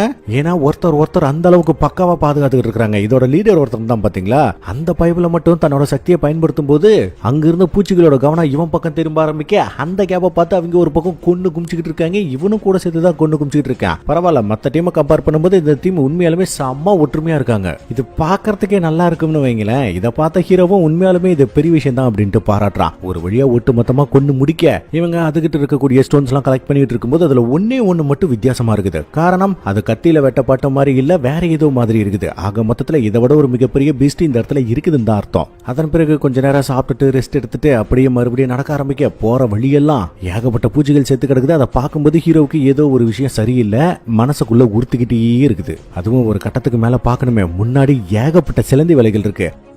Half dead one. அதை அப்படியே வெட்டிக்கிட்டே கொஞ்சமா உள்ள போகும்போது தான் இந்த இடத்துல ஏகப்பட்ட மானா கிறிஸ்டல் இருக்கிறத கவனிக்கிறாங்க. சொல்ல போனா இந்த கிறிஸ்டலுக்குலாம் நம்ம உலகத்துல ஏகப்பட்ட காசுன்னு வைங்களேன். ஆக மொத்தத்துல இந்த குரூப்புக்கு செம்மையான ஒரு ஜாக்பாட் அடிச்சிருக்குது. இதை பார்த்து இந்த லீடரோட மனசுக்குள்ள, டேய் தம்பி, இந்த ஒட்டுமொத்த கிறிஸ்டலையும் வெளியே எடுத்துட்டு போனா போதும்டா, நானே சொந்தமா ஒரு ஸ்ட்ரைக் டீமை உருவாக்கிறேன்டா அப்படின்னு மனசுக்குள்ள ரொம்ப பெருமையா நினைச்சுக்கிட்டு இருக்கான். ஸ்ட்ரைக் டீம்னா வேற ஒண்ணும் இல்லைங்க. இப்போ இவங்க வந்துட்டு ஆளை தேடிட்டு இருந்தாங்கல்ல, இவங்க 6 பேர் இருந்தாங்க, எக்ஸ்ட்ராவா 2 பேர் வேணும் அப்படின்ட்டு. அப்படி இல்லாம இப்போ ஒரு ஸ்குவாடுக்கு 10 பேர் தேவைப்படுது அப்படின்னாக்கா அந்த 10 பேருமே இவனோட ஆட்களாகவே இருப்பாங்க, அதுவும் பவர்ஃபுல்லானவங்களாவே இருப்பாங்க. அந்த மாதிரி அந்த டைம்ல இந்த யூஜின் பயபுல லீடர் கிட்ட வந்து நம்ம ஹீரோட கான்ட்ராக்ட் வாங்கி, ஏன் பாஸ் பீஸ்ட கொண்டு கிடைக்கக்கூடிய லூட்டு மட்டும் தானே ஊஜினுக்கு கிடைக்கும், இந்த கிறிஸ்டல்லாம் அப்படி இல்ல, நாம வேணும்னா இதை 7 பாகமா பிரிச்சுக்காம 8 பாகமா பிரிச்சுக்கலாமா, அவனுக்கும் சேர்த்து கிடைக்கல அப்படின்ற மாதிரி சொல்லும் போது, டேய் பையன், நானே அதை தான் நினைச்சுக்கிட்டு இருந்தேன், தாராளமா பிரிச்சுக்கலாம், ஒரு பிரச்சனையும் இல்ல அப்படின்னு சொல்லும் போதுதான் இந்த இடத்துல இருக்கக்கூடிய அந்த சிலந்திய பாக்குறாங்க. பிரம்மாண்டமான சிலந்தி. நல்ல விஷயம் என்னன்னா நல்லா கொரட்டை விட்டு தூங்கிட்டு இருக்குது. சரி ஓகே, ஒரு பிரச்சனையும் இல்ல, அதை எழுப்பாம நேக்கா இங்க இருக்கிற கிறிஸ்டலை மட்டும் எடுத்துட்டு போயிருவோம், சரியா? ஏப்பா தேவையான ஐட்டம்லாம் கொண்டு வந்திருக்கிறல்ல அப்படின்னு அவளுக்கிட்ட கேட்க, இல்ல பாஸ், நமக்கு எங்க கிறிஸ்டல் கிடைக்க போகுதுன்னு நான் எடுத்துட்டு வரல, தயவு செஞ்சு மன்னிச்சிருங்க அப்படின்னு சொன்னதும், அறிவு இருக்கா இல்லையா, என்னடா நீ இவ்வளோ கிறிஸ்டலை பார்த்து அப்படியே விட்டு போறது, சரி ஓகே நீங்க 2 பேரும் ஒரு 10 நிமிஷம் இங்கே இருங்க, நாங்க வெளியே போயிட்டு தேவையான இன்ஸ்ட்ருமெண்ட்லாம் எடுத்துட்டு வந்துடுறோம் அப்படின்னு சொல்லும்போது இந்த யூஜின் பைபிள் பயப்பட, இட்ஸ் ஓகே, ஒன்னும் பிரச்சனை இல்லை, நீங்க அதை டிஸ்டர்ப் பண்ணாத வரைக்கும் அதை நல்லா தூங்கிட்டு தான் இருக்கோம், நாங்க போய் தேவையான பொருட்களை எடுத்துட்டு வந்துடுவோம், 10 நிமிஷம் சட்டுன்னு வந்துடுறோம் அப்படின்னு சொல்லிவிட்டு அந்த பக்கம் போயிடுறானுங்க.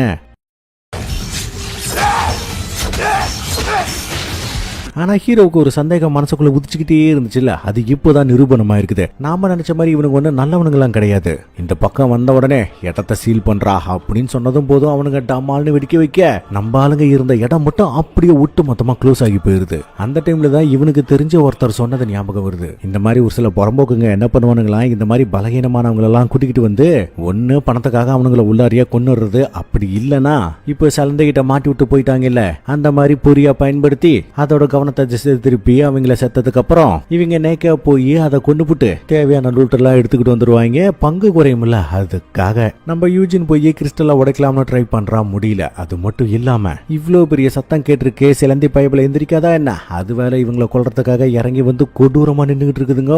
இந்த பீஸ்ட பார்க்கும்போது கண்டிப்பா டம்மியான ஒரு பீஸ் இல்லங்கிறது நல்லாவே தெரியுது. யூஜின் அது கூட சண்டை போறதுக்காக முன்னாடி போய் நிக்கும் போது நம்மால அந்த ஸ்பெஷல் கத்திய வர வச்சு, கவலைப்படாத யூஜின், இதுக்கு மேல நான் பாத்துக்கிறேன் அப்படின்னு செம்ம கெத்த முன்னாடி போய் நிக்கிறாங்க. அதே நேரம் இந்த பக்கம் பார்க்கணுமே, இந்த கேடுகட்ட நாயங்களோட திட்டம் என்ன தெரியுமா, எப்படி அந்த சிலந்தி நம்பாளுங்க 2 பேத்தையும் சாப்பிட்டுட்டு மறுபடியும் போய் நல்லா கொரட்டை விட்டு தூங்கும். அந்த கேப்ல சத்தமே இல்லாம மேல ஒரு சின்ன டனல் மாதிரி ஒண்ணு இருக்கும், அது மூலியமா இவங்களால உள்ள போக முடியும். வரும்போது அதெல்லாம் ஏற்கனவே பார்த்து வச்சுட்டு தான் திட்டத்தையே போட்டுருக்கானுங்க. அது தூங்கினதுக்கு அப்புறம் உள்ள போய் நேக்கா அந்த கிறிஸ்டல்லாம் ஆட்டை போட்டுட்டு சத்தமே இல்லாம வெளியே போறதுதான். முக்கியமா அந்த 2 பேத்துக்கு ஷேர் கொடுக்க கூடாது அப்படிங்கிறதுக்காக அவங்கள போட்டு தள்ளுறதனே முடிவு பண்ணிருக்கானுங்க. கேவலமான ஜீவராசிங்க. இந்த பக்கம் ஹீரோ கெத்தா முன்னாடி நிற்கும் போது யூஜின் சொல்லக்கூடிய ஒரே வார்த்தை, அது பாக்குறதுக்கு ரொம்ப ரொம்ப பவர்ஃபுல்லா தெரியுது, நம்ம மோதனம்னா நம்ம இறந்து போறது கூட வாய்ப்புகள் இருக்கு, அதனால முதல்ல இங்கிருந்து தப்பிக்கிற வழியை பார்ப்போம் அப்படின்னு சொல்லும்போது அதுவும் என்னதான் ஹீரோவுக்கு சரின்னு பட்டாலும், இதுக்கு முன்னாடி ஹீரோ மோதனால அந்த பாம்பு மிகப்பெரிய கல்லு மான்ஸ்டர்லாம் ஒரு அடியில காலி பண்ணிட்டு வந்தானே, அதுங்களை விட இதை கண்டிப்பா பலசாலியானதானதா இருக்கணும். ஆனா நாம பலசாலியா மாறணும் அப்படின்னாக்கா தனக்கு ஈக்குவலா இருக்கக்கூடிய அல்லது தன்னை விட அதிக சக்தியோட இருக்கக்கூடிய ஒரு மிருகத்துக்கிட்ட மோதினா மட்டும்தான் தன்னோட பலத்தை அதிகரிச்சுக்க முடியும். அதனால நேரடியா மோதணும்னு முடிவே பண்ணிடுறான். அப்புறம் என்ன, ஹீரோ சருக்குன்னு குறுக்க போய் ஒரு கோடை ஒண்ணு போட்டா அதுக்கு பெருசா எந்த ஒரு சேதாரமுமே ஆகலங்க. காரணம் அதோட ஓடு, அதோட ஷீல்டு செம்ம ஸ்ட்ராங்கா இருக்கு. நம்ம ஹீரோவோட ஸ்பீட பார்த்த யூஜினுக்கு உண்மையாலுமே இவன் ஈராங்க சேர்ந்து வந்தானா, அவனோட மூவ்மெண்ட் அவனோட ஸ்பீட் எல்லாம் பார்க்கும்போது எனக்கு என்னமோ அப்படி தோணலன்னு மனசுக்குள்ள யோசிச்சுக்கிட்டு இருக்கான். ஏன்னா ஹீரோ முந்தி பார்த்ததை விட இப்பதான் 18 மடங்கு அட்வான்ஸ்டா இருக்கானே, பயங்கர ஸ்பீடா இருக்கிறானே. ஆக்சுவலி நம்ம ஹீரோ சண்டை போடும்போது கூட ஒரு சின்ன தப்பு பண்ணா கூட நம்ம செத்துருவோம் அப்படிங்கிற விஷயத்த தெரிஞ்சுதான் சண்டை போட்டுக்கிட்டு இருக்கான். சரி, சிலந்திகளுக்கெல்லாம் பொதுவாகவே அதோட வாய் தானே கொஞ்சம் பலகீனமா இருக்கும், நேரடியா அதுல போய் அட்டாக் பண்ணலாம்னு ட்ரை பண்ணும்போது அதுக்குள்ள இருந்து என்னமோ காக்க என்னடான்னு பார்த்தா கொக்கமொக்க ஆசிட். அப்ப இதுக்கு வீக் பாயிண்டே இல்லையான்னு கேட்டீங்கன்னா இருக்கு, அது அதோட கண்ணு மட்டும்தான். ஆனா அந்த கண்ணு கிட்ட போறதும் அந்த அளவுக்கு சுலபமான விஷயம் கிடையாது. நம்மால் என்னதான் அந்த பக்கம் இந்த பக்கம் ஆட்டம் காட்டினாலும் ஒரு கட்டத்துல ஃபுல் ஸ்பீடோட கிளம்பி இது எல்லாமே இவனோட சிஸ்டம்ல கொஞ்சம் கொஞ்சமா ஏற்பட்டு இருக்கக்கூடிய ஒரு அப்கிரேட், ஒரு அபிலிட்டின்னு கூட சொல்லலாம். அதை வச்சு சாருக்குன்னு குறுக்க போய் அதோட கண்ணிலேயே குத்துனா அந்த இடத்துல புதுசா வேற ஒரு ஷீல்டு ஒன்னு இருக்குதுங்க. அடங்கொய்யால என்னடா இது நம்ம ஹீரோவுக்கு வந்த சோதனை. இது இல்லாம இவனுக்கு ஒரு பாயிண்ட்ஸ் ஒன்னு காமிக்கும். அந்த பாயிண்ட் ஒருவேளை 70க்கு மேல போயிடுச்சுன்னா டேஞ்சர் அலர்ட் காமிக்கும், ஹீரோவோட ஸ்பீடு குறையும். அதாவது சிஸ்டம் ஓவர் சூடாகிறதுன்னு சொல்லுவாங்கல்ல, கிட்டத்தட்ட இதுவா அந்த மாதிரியான ஒரு கேட்டகரி தான். அதுக்குள்ள எப்படியாவது முடிக்கணும்னு தான் ஹீரோ ட்ரை பண்ணுவான். சோ கிட்டத்தட்ட அதோட கண்ணுக்கு நெருங்க போற நேரத்துல மறுபடியும் அந்த ஃபேட்டிக் பாயிண்ட் 70 வருது. அது பொசுக்குன்னு அடிச்சு ஹீரோவை ஒரு அடியா படுக்க வச்சிருது. அவ்வளவுதான், எல்லாம் முடிஞ்சு போச்சுன்னு நினைக்கும் போது ஹீரோ டக்குன்னு ஃபுல் ரெக்கவரியை போட்டு அதை அட்டாக் பண்ணும்போது சந்து கேப்ல எஸ்கேப் ஆகாம பாருங்களா. அட்டா சிஸ்டம் இருக்கிறது இவனுக்கு எந்த அளவுக்கு யூஸ்ஃபுல்லா இருக்கு. இப்போ ஒரு கேம் இருக்குதுன்னா அதில் நம்ம ஹெல்த் போட்டா டக்குன்னு ஹெல்த் ஹீல் ஆகுது இல்ல, உடம்பு பாடியெல்லாம் ஹீல் ஆகுது இல்ல, கிட்டத்தட்ட இதுவும் அதே மாதிரி தாங்க. இவன் ஹெல்த் போட்ட உடனே டக்குன்னு இவனோட பாடி ஹீல் ஆயிருச்சு. அப்புறம் என்ன, டக்குன்னு ஏர்ல பறந்து அது எதிர்பார்க்காத நேரத்தில் அதோட கண்ணுகிட்டே வந்து சொருக இந்த முறை ஷீல்டை உடச்சிக்கிட்டு தலைவன் உள்ள குத்திடுறான். அதுவும் ஒரு குத்து 2 குத்து இல்ல, நான் ஸ்டாப்பா குத்து குத்து குத்து குத்து குத்துன்னு குத்திக்கிட்டே இருக்க.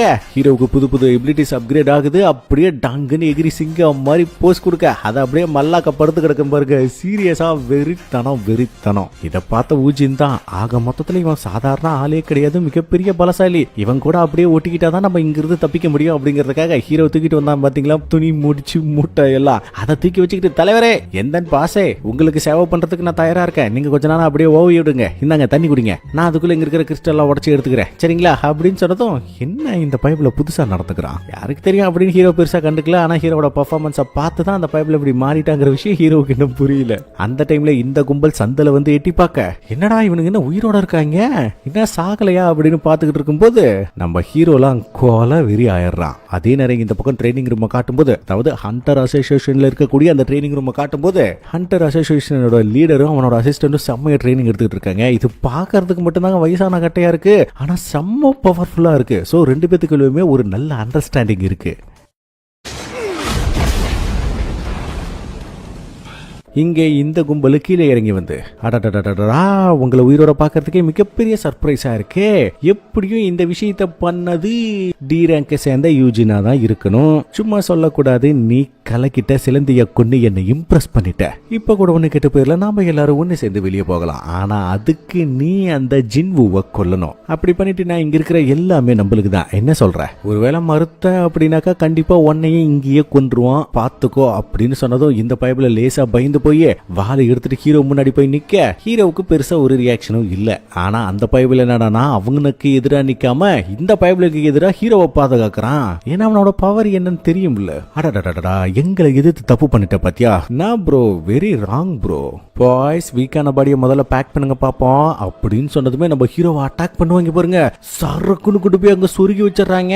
எப்படியோ ஒரு பீஸ் செத்து போயிட்டான், பிரச்சனை இல்ல, அடுத்து இவன் மட்டும் தான் இருக்கான். அதே நேரம் ஊருக்குள்ள ஒரு சில பிள்ளைங்களை காட்டுறாங்க. அவங்க யாரு அப்படின்னாக்கா நம்ம ஷா இருக்கால, அவகிட்ட தான் இவங்க ரெண்டு பேரும் ட்ரைனிங் எடுத்துட்டு இருக்காங்க.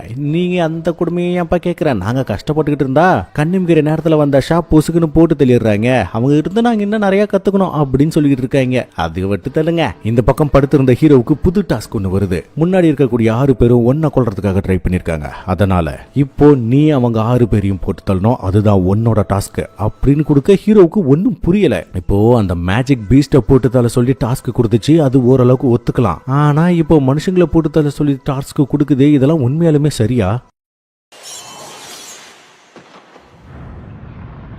இது உண்மையாலுமே நம்ம செஞ்சுதான் ஆகணுமான்னு ஹீரோ ஒரு பக்கம் யோசிச்சுக்கிட்டு இருந்தாலும் இன்னொரு பக்கம் இந்த சிஸ்டம் என்ன ஆனாலும் சரி நம்மள உயிரோட வச்சிருக்கணும்னு நினைக்குது.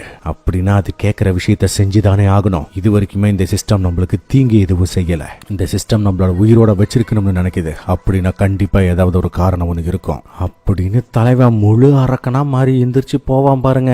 இதை பார்த்து இவனுங்களுக்கு செம்ம ஷாக்கு, என்னடா இவன் என்ன உயிரோட இருக்கான் அப்படின்ட்டு. அது மட்டும் இல்லாம அந்த சிஸ்டம் ஹீரோவுக்கு ஒரு வார்னிங் ஒண்ணு கொடுத்துச்சு, ஒருவேளை நீ மட்டும் இந்த 6 பேர்த்த கொலை பண்ணலனா உன்னோட இதயத்தை இப்ப ஏன் நிறுத்திடுவேன் அப்படின்ட்டு. அதனாலதான் ஒருத்தன் வேணும்னே கிட்ட வந்து, இங்க பாரு தம்பி, எங்க கிட்ட மோதணும்னு மட்டும் நினைக்காத, அது உனக்கு நல்லதில்ல அப்படின்னு தோல் மேல கை போட்டுக்கிட்டு இருக்கும்போதே தலைவன் சறுக்குன்னு கத்தி எடுத்து அவனோட தலையா அறுப்பான் பாருங்க. தலை தனியா வந்து விழுகுது. இவங்களுக்கு என்ன நடந்துச்சு, எங்க இருந்து அந்த கத்தி வந்துச்சு அப்படிங்கிறது சுத்தமா ஐடியா இல்ல. இவங்க எல்லாரையும் விட மரண பீதி ஆனது யார் தெரியுமா, பின்னாடி நின்றுட்டு இருந்த யூஜின் தான். இதை பார்த்துட்டு அவனுக்கு செம்ம காண்டாகி ஆயுதங்களை எடுத்துக்கிட்டு அட்டாக் பண்ணிக்கிட்டு இருக்கும்போது நம்ம ஹீரோவுக்குள்ள இருக்கிற மிருகத்தை தான் தட்டி எழுப்பி விட்டுட்டாங்களே, இதுக்கு மேல சும்மா இருப்பானா? ஹீரோவோட ஸ்பீடுக்கு அவனுங்களால கொஞ்சம் கூட ஈடு கொடுக்கவே முடியல. அவனுங்க பறந்து வரானுங்க அப்படின்னாக்கா அவனுங்களுக்கு முன்னாடி அவனுங்களோட கழுத்துல கத்தி இறங்கி இருக்குது. ஒருத்தனுக்கு கழுத்துல இன்னொருத்தனுக்கு வயிற்றுலயே சொருகி அறுக்கிறான். அதுவும் அட்டன் டைம்ல 2 பேர்த்தோட சங்க அறுக்கிறது, இன்னொருத்தனோட சங்க அப்படியே கிழிச்சு எடுக்கிறது, வயிற்றுல குத்தி சொருகிறதுன்னு எல்லாத்தோட கதையும் காலி. மீதி இருக்கிறது அந்த டீம் லீடர் மட்டும்தான். யாரா நீ, இவ்வளவு நேரமா உன்னோட சக்திகளை மறைச்சு வச்சுக்கிட்டு இருந்தியா? இங்க பாரு தயவு செஞ்சு என்ன உயிரோட விட்டுரு, நீ என்ன கேட்டாலும் நான் தரேன், இங்க இருக்கக்கூடிய ஒட்டுமொத்த கிறிஸ்டலையும் எடுத்துக்கோ, இதானா ஆனா என்ன மட்டும் உயிரோட விட்டுரு அப்படின்னு கதறும்போது, நீ என்ன இத்தனை முறை கொலை செய்ய முயற்சி பண்ணிருக்க, அப்படி இருக்கும்போது என்கிட்ட இறக்கத்தை எதிர்பார்க்கறியா அப்படின்னு ஹீரோ பதிலுக்கு கேட்டதுக்கு அந்த பைப்ல ஃபுல் ஃபோர்ஸோட அட்டாக் பண்ண வர நம்மளால பிடிச்சி அடிப்பான் பாருங்க தரையோட தரையா. இவனுக்குலாம் உசுர் பயம் ரொம்ப அதிகமாயிருச்சு. இந்த பைப்ல மறுபடியும் கெஞ்சிட்டது மட்டும் இல்லாம என் தம்பி யாருன்னு தெரியுமான்னு சொல்லி வாயை மூடுறதுக்குள்ள தலையா ஒரே சிவு அது தனியா வந்து விழுந்துருது. ஆளு மொண்டமாகி பொத்துன்னு கீழே விழுகிறான். அந்த நேரம் பார்த்து இந்த இடம் கொஞ்சம் கொஞ்சமா இடிஞ்சு விழுக ஆரம்பிக்குது. காரணம் அதான் அந்த பாச போட்டு தள்ளிட்டாங்கல்ல, பாச போட்டு தள்ளினா ஒரு சில கொஞ்ச நேரத்துக்குள்ளேயே இந்த இடம் ஒட்டு மொத்தமா இடிஞ்சு விழுந்துரும். அதனால டக்குன்னு நம்ம ஆளுங்க அடுத்த சீனே வெளியே வந்துடுறாங்க. ஒரு அக்கா, என்னது அவங்க எல்லாரும் உள்ளாரே செத்துட்டாங்களா, அந்த பாச கொண்டது நீயா அப்படின்னு நம்ம யூஜினை பார்த்து ஷாக் ஆகிட்டு இருக்க. ஆமா மேடம், நான் தான் போட்டு தள்ளினேன், அவங்க எல்லாரையும் அந்த சிலந்தி போட்டு தள்ளிருச்சு, என்ன மேடம் பண்றது அப்படின்னு பயபலிக்க அப்படியே சமாளிக்க இந்த அக்காவும் நம்பிடுது. ஆனா அதே நேரம் உள்ள இருந்த டீம் லீடர் வார்னிங் கொடுத்தாங்களா, எனக்கு ஒரு தம்பி இருக்கான்னு. இப்போதான் அந்த தம்பியை காட்டுறாங்க. ஆளு பாக்குறதுக்கு பாடிய முரட்டுத்தனமா இருக்குது. ஆக மொத்தத்துல ஹீரோவுக்கு புதுசா ஒரு வில்லன் ஒருத்தன் கிளம்பி இருக்கான். அதே நேரம் இந்த பக்கம் ஹண்டர் அசோசியேஷனை காட்டணுமே, அந்த இடத்துல ஒரு பைப்ல ஒரு ரிப்போர்ட்டை கொண்டு வந்து கொடுக்குறான். அதாவது இப்ப நம்ம ஹீரோ உள்ளார ஒரு 6 பேர்த்த போட்டு தள்ளனால அதை என்னன்னு சொல்லியிருக்காங்க, உள்ள இருக்கக்கூடிய அந்த மிருகமே போட்டு தள்ளிச்சு அப்படின்னு தான் சொல்லியிருக்காங்க. அதை பத்தி ரிப்பேர் பண்ணும்போது இதுல என்னையா இருக்கு, அதெல்லாம் கண்டுக்காத வேலையை பாரு அப்படின்ற மாதிரி அவன் கேஷுவலா தான் எடுத்துக்கிறான். ஆனா எப்போ அந்த பைப்ல அதுல இருந்து தப்பிச்சு வந்தது 2 பேரு, ஒருத்தன் டி ரேங்க், இன்னொருத்தன் இ ரேங்க். அவனோட பேரு சங் ஜின் வு அப்படின்னு சொன்னதுமே இவனா அப்படின்னு ஹீரோ இவனுக்கு நல்லாவே ஞாபகம் இருக்குது. ஏன்னா இவன் தூங்கி எந்திரிச்ச உடனே, ஐ மீன் மயக்கத்துல இருந்து எந்திரிச்ச உடனே 2 பேர் வந்துட்டு எக்ஸாமின் பண்ண வந்தாங்கல்ல, அதுல இவனும் ஒருத்தன். இது இல்லாம ரேங்க் எஸ் சேர்ந்த டாங்னு ஒருத்தன் இருக்கான். அவனோட அண்ணன் தான் இப்ப நம்ம தலைவன் கடைசியா போட்டு தள்ளினது அந்த கேங் லீடர். ஆக மொத்தத்துல ஹீரோவுக்கு வில்லனா வரக்கூடிய அந்த கேரக்டர் ரேங்க் எஸ் சேர்ந்தவனா, சிறப்பான விஷயம். அதே நேரம் இந்த பக்கம் ஹீரோவுக்கு தான் ஏகப்பட்ட காசு கிடைச்சிருக்குது இல்ல, அதனால தங்கச்சிக்கு தேவையானதெல்லாம் வாங்கிட்டு வந்து போட்டுட்டு குறவே சேர்ந்து பீரும் வாங்கிட்டு வந்து குடிச்சிட்டு இருக்கும்போது இவன் ஒரு வாய் உள்ள ஊத்துன உடனே இது டேஞ்சரஸ் கண்டென்ட் அப்படின்னு இவனோட பாடியை டோட்டலா ரெஃப்ரெஷ் பண்ணி விட்டுருங்க. அதாவது இப்ப நம்மால விஷத்தையே குடிச்சாலும் சரி, டக்குனு இவனோட ஒட்டுமொத்த பாடியை ஹீல் பண்ணி விட்டுறான். ஆக மொத்தத்துல செம்ம பிளஸ். அது மட்டும் இல்லாம தனியா ரூமுக்குள்ள போய் உட்காந்துக்கிட்டு ஏகப்பட்ட பீரை குடிச்சு பிடிச்சு பாக்குறான். நத்திங், இவனுக்கு போதையே ஏறல, பாடி திரும்ப திரும்ப ரெஃப்ரெஷ் ஆகிட்டே இருக்குது, ஃபுல் ரெக்கவரியே கொடுக்குதுன்னு சொல்லலாம். அந்த டைம்ல நம்ம யூஜின் பைபிள கால் பண்ணிருக்கிறதா சொல்லவும் நம்மால அடுத்த சீனை நேரடியா ஒரு ரெஸ்டாரண்ட்ல தான் சந்திக்கிறான். ஆக்சுவலி இவங்கிட்ட இப்போதைக்கு ஒரு ஐடியா ஒன்னு இருக்கு. நம்ம யூஜினோட அண்ணன் சொந்தமாவே ஒரு ஸ்ட்ரைக் டீமை உருவாக்கிக்கிட்டு இருக்கான். அந்த மாதிரி தானும் ஒரு ஸ்ட்ரைக் டீமை உருவாக்கணும்னு நினைக்கிறான். அதுவும் அதிகம்லாம் இல்ல, வெறும் 19 மட்டும் தான். 19 ரைடு மட்டும் போனா போதும். அப்படி பண்ணா இவனோட கம்பெனிக்கும் நல்லது, இவனையும் அவனோட அப்பா நம்புவார் இல்ல. சோ அந்த ஒரு விஷயத்துக்காக இவன் செய்ய ட்ரை பண்றான். அது மட்டும் இல்லாம அதுக்காக ஹீரோக்கு கொடுக்கப்படக்கூடிய அமௌண்ட் எவ்வளவு தெரியுமா, 30 பில்லியன். அது மட்டும் இல்லாம ஸ்ட்ரைக் டீமை வச்சு உள்ளார ஏகப்பட்ட கிறிஸ்டல்ஸ் இருந்துச்சுல, அது எல்லாத்தையும் இவங்களோட கம்பெனி எந்த அளவுக்கு சேர்த்து வைக்குதோ அந்த அளவுக்கு இவங்களுக்கான வேல்யூ அதிகரிக்கும். இது எல்லாமே ஒரு அரசியல் நோக்கம், தன்னோட கம்பெனியை டெவலப் பண்ணணும் அப்படின்ற ஒரு நோக்கத்துக்காக தான். அதனால ஹீரோ முடியாதுன்னு சொல்லிட்டு போயிடுறான். ஏன்னா ஒருவேளை இவன் சொல்ற மாதிரி தொடர்ச்சியா ஒரு 19 ரைடு பண்றோம்னு வச்சுக்கோங்க, அந்த மாதிரி பண்ணா ஹீரோ இப்ப நார்மல் லெவல்ல இருக்கிறவன் ரேங்க் எஸ் அளவுக்கு பயங்கரமா முன்னேறிடுவான். இவனோட சக்தியை பத்தி உலகத்துக்கு கண்டிப்பா தெரிய வந்துடும். சோ அப்படி நடக்காம இருக்கணும் அப்படின்னாக்கா இவன் இந்த மாதிரி எந்த ஒரு செயலையும் ஈடுபடாம இருக்கிறதா நல்லது. அதே மாதிரி இந்த பக்கம் வெளிநாட்டுல இருக்கக்கூடிய அந்த டாங்கு தன்னோட அண்ணன் கொலையை பத்தி விசாரிக்கும் போது அவங்க கூட யார் யார் இருந்தாங்க அப்படிங்கறத தெரிஞ்சுக்கிறான். கூடவே நம்மளுங்க 2 பேரும் உயிரோட வெளியே வந்தாங்களா, அதை பார்த்ததுமே இவங்களுக்கு கண்டிப்பா ஏதோ ஒரு விஷயம் தெரிஞ்சிருக்கணும் அப்படிங்கறது முடிவு பண்றான். இப்போதைக்கு இந்த பைபிள வேற ஒரு நாட்டுல இருக்கான். எப்போ கிளம்பி கொரியாவுக்கு வரப்போறான் அப்படிங்கறத பத்தி தெரியல. வந்தானா நம்ம ஹீரோவுக்கு செம்ம டேஞ்சர். கூடவே நம்ம யூஜினுக்கு சேர்த்து தான் சொல்றேன். மறுநாள் ஹீரோ தங்கச்சி கூட வாக்கிங் போயிட்டு இருக்கும்போது, அதாவது ரன்னிங் ஜாகிங் ஓடிட்டு இருக்கும்போது, ரன்னிங்ல இவன் 10 கிலோமீட்டருக்கு பதிலாக 11 கிலோமீட்டர்னு முடிச்சிருப்பான். ஆனா அந்த 11 கிலோமீட்டர் அப்படின்னு சொல்லி அது தனியா லோட் அடிச்சு வச்சிருக்கு. இதை கவனிச்ச ஹீரோ எல்லாத்திலுமே 2 மடங்கு சேர்த்து பண்ணவும் ஒரு ரகசியமான ஒரு டாஸ்க் ஒன்னு கொடுக்குது. சோ நம்மால அதில் இருக்கக்கூடிய ஒரு பாக்ஸை கிளிக் பண்ண ஒரு பாக்ஸ் ஒன்னு வருது. அதுக்குள்ள இருந்து ஒரு சாவி ஒன்னு கிடைக்குது. கூடவே அதுக்கான ஒரு டீடைல்ஸை பார்க்கும்போது ஹீரோவுக்கு செம்ம ஷாக்கு, அதே நேரத்தில் செம்ம ஹாப்பி. காரணம், இந்த சாவியை போட்டு உள்ள போனாங்க அப்படின்னாக்கா எலிக்சர் ஆஃப் லைஃப்னு சொல்லக்கூடிய ஒன்று கிடைக்கும். அது மூலியமா இந்த உலகத்துல எப்பேற்பட்ட வியாதியா இருந்தாலும் சரி குணப்படுத்திடுவாங்க அப்படின்னு போட்டிருக்கு. அப்படின்னா அந்த எலிக்சர் ஆஃப் லைஃப் மட்டும் நம்ம ஹீரோவுக்கு கிடைச்சது அப்படின்னாக்கா தன்னோட அம்மாவை இவனால குணப்படுத்த முடியும். இதை தெரிஞ்சுக்கிட்டு நம்மால கைய கால வச்சுக்கிட்டு சும்மா இருப்பானா?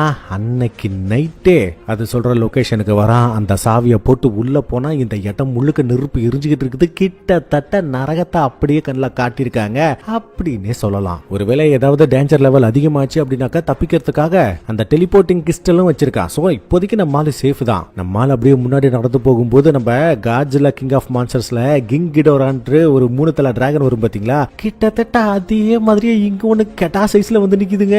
நரக வாசலோட பாதுகாவலர் செரிப்ரஸ். இதுக்கு மேல நீயா நானும் மோதி பாத்துருவா. என்னோட அம்மாவுக்காக நான் என்ன வேணும்னாலும் செய்வேன் அப்படின்னு இது வரைக்கும் நம்மால எத்தனையோ பயிற்சி எடுத்திருக்கேன், எத்தனையோ ஸ்கில் அபிலிட்டிஸ்லாம் எனக்கு பயங்கரமா டெவலப் ஆயிருக்குதுல, அதை யூஸ் பண்ணி சும்மா சறுக்கு புறுக்குன்னு பயங்கரமா கீழே போடுறான். அதுக்கு ஒண்ணுமே ஆக மாட்டேங்குது. எரும மாட்டு மேல மழை பெஞ்ச மாதிரி அப்படியே நிக்குது. நம்மால் என்னதான் சுத்தி பறந்து வந்து அட்டாக் பண்ணாலும் அதை வீழ்த்தவே முடியல. தக்காளி மரணமா அட்டாக் பண்ணுது. இவன் நினைச்சதை விட செம்ம ஃபாஸ்டாவும் இருக்கு. ஒரு கட்டத்துல வந்து ஒரு கடிக்க இவனோட கால்வாசி லைஃப் போயிரும் பாருங்களேன். பயபல கதறுன்னு கதறிக்கிட்டு இருக்கான். இதை விட கொடுமையான விஷயம் என்னன்னா நம்ம ஹீரோவுக்கு கை போயிருச்சுங்க. ஒரு கை போயிருச்சு.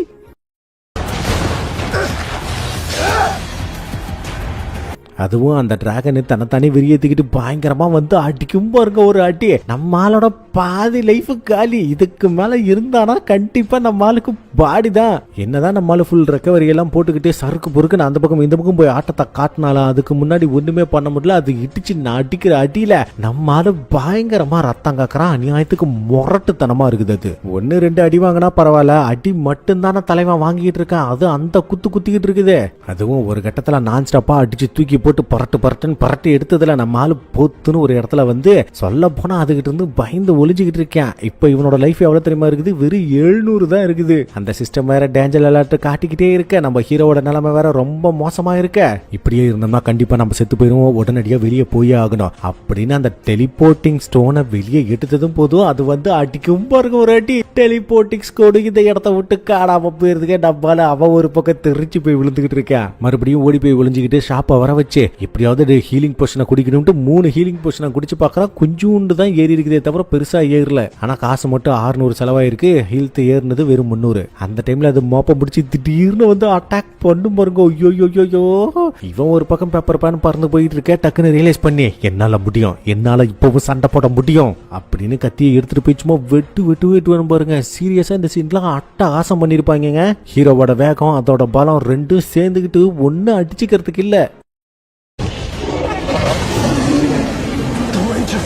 நம்ம ஹீரோ கொஞ்சம் நல்லா பர்ஃபார்மன்ஸ் பண்ணதும் போதும் அது பொசுக்குன்னு என்னமோ சாக்லேட்டை பிடிக்கிற மாதிரி பொசுக்குன்னு இவனை பிடிச்சி அமுக்க அவ்வளவுதாங்க. மறுபடியும் இவனோட லைஃப் டேஞ்சர் அலர்ட்டுக்கு போயிருது. அவ்வளவுதான், எல்லாம் முடிஞ்சு போச்சுன்னு நினைக்கும் போது நம்மளால மறுபடியும் எந்திரிச்சு வாய்க்குள்ள இருக்கிறதுனால கண்ணு பக்கத்துல தானே இருக்கும். அப்படியே கண்ணிலேயே வச்சு கிச்சு நான் ஸ்டாப்பா குத்துவோம் பாருங்க. செம்ம எப்படியோங்க ஒரு வழியா அது வெட்டுன்னு வெட்டி வீழ்த்த அது பொத்துன்னு சரிக்குது. நம்மளால ஒரு பக்கம் பாவப்பட்ட ஜீவராசியா கிடக்குறான். இருந்தாலும் எந்திரிச்சு உட்காந்துறான் அப்படிங்கிறது வேற விஷயம். அது மட்டும் இல்லாம இதோட ரிவார்டா இவனுக்கு மறுபடியும் இன்னொரு சாவியை கொடுக்குது. அது என்ன அப்படின்னாக்கா இந்த மிருகம் ஏதோ ஒரு பொக்கிஷத்தை பாதுகாத்துக்கிட்டு இருந்துச்சுல அதுக்கான சாவி. அதை எடுக்கணும் அப்படின்னாக்கா ஹீரோ இந்த கோட்டைக்குள்ள போய் ஆகணும். ஆனா இந்த அரண்மனைக்குள்ள போறது என்ன சாதாரணமான விஷயமா? உள்ள போனா கண்டிப்பா நம்மால செத்துருவான், உயிரோட திரும்பி வர மாட்டான் இப்போ இருக்கக்கூடிய பாடி நிலைமைக்கு. அதனால பாடி ரெக்கவர் ஆனதுக்கு அப்புறம் மறுபடியும் உள்ள போய் சண்டை பண்ணிக்கலாம் அப்படின்ற ஒரு எண்ணத்துல தான் நம்மால ரிட்டர்ன் வந்திருக்கான். ஹாஸ்பிட்டலுக்கு வந்து தன்னோட அம்மாவை பார்க்கும்போது கூட இவனுக்கு இதே நினைப்பு தான். எப்படியாவது எல்லா நோயும் குணப்படுத்தக்கூடிய அந்த எலிக்சர் ஆஃப் லைஃபை எடுக்கணும். ஆனா அதுக்கு இன்னும் பலசாலியா ஆகினா மட்டும்தான் உள்ள அறிய போக முடியும் அப்படின்ற ஒரு நினைப்பு. கூடவே இவனோட கையில நிறைய காசு வேணும்ல.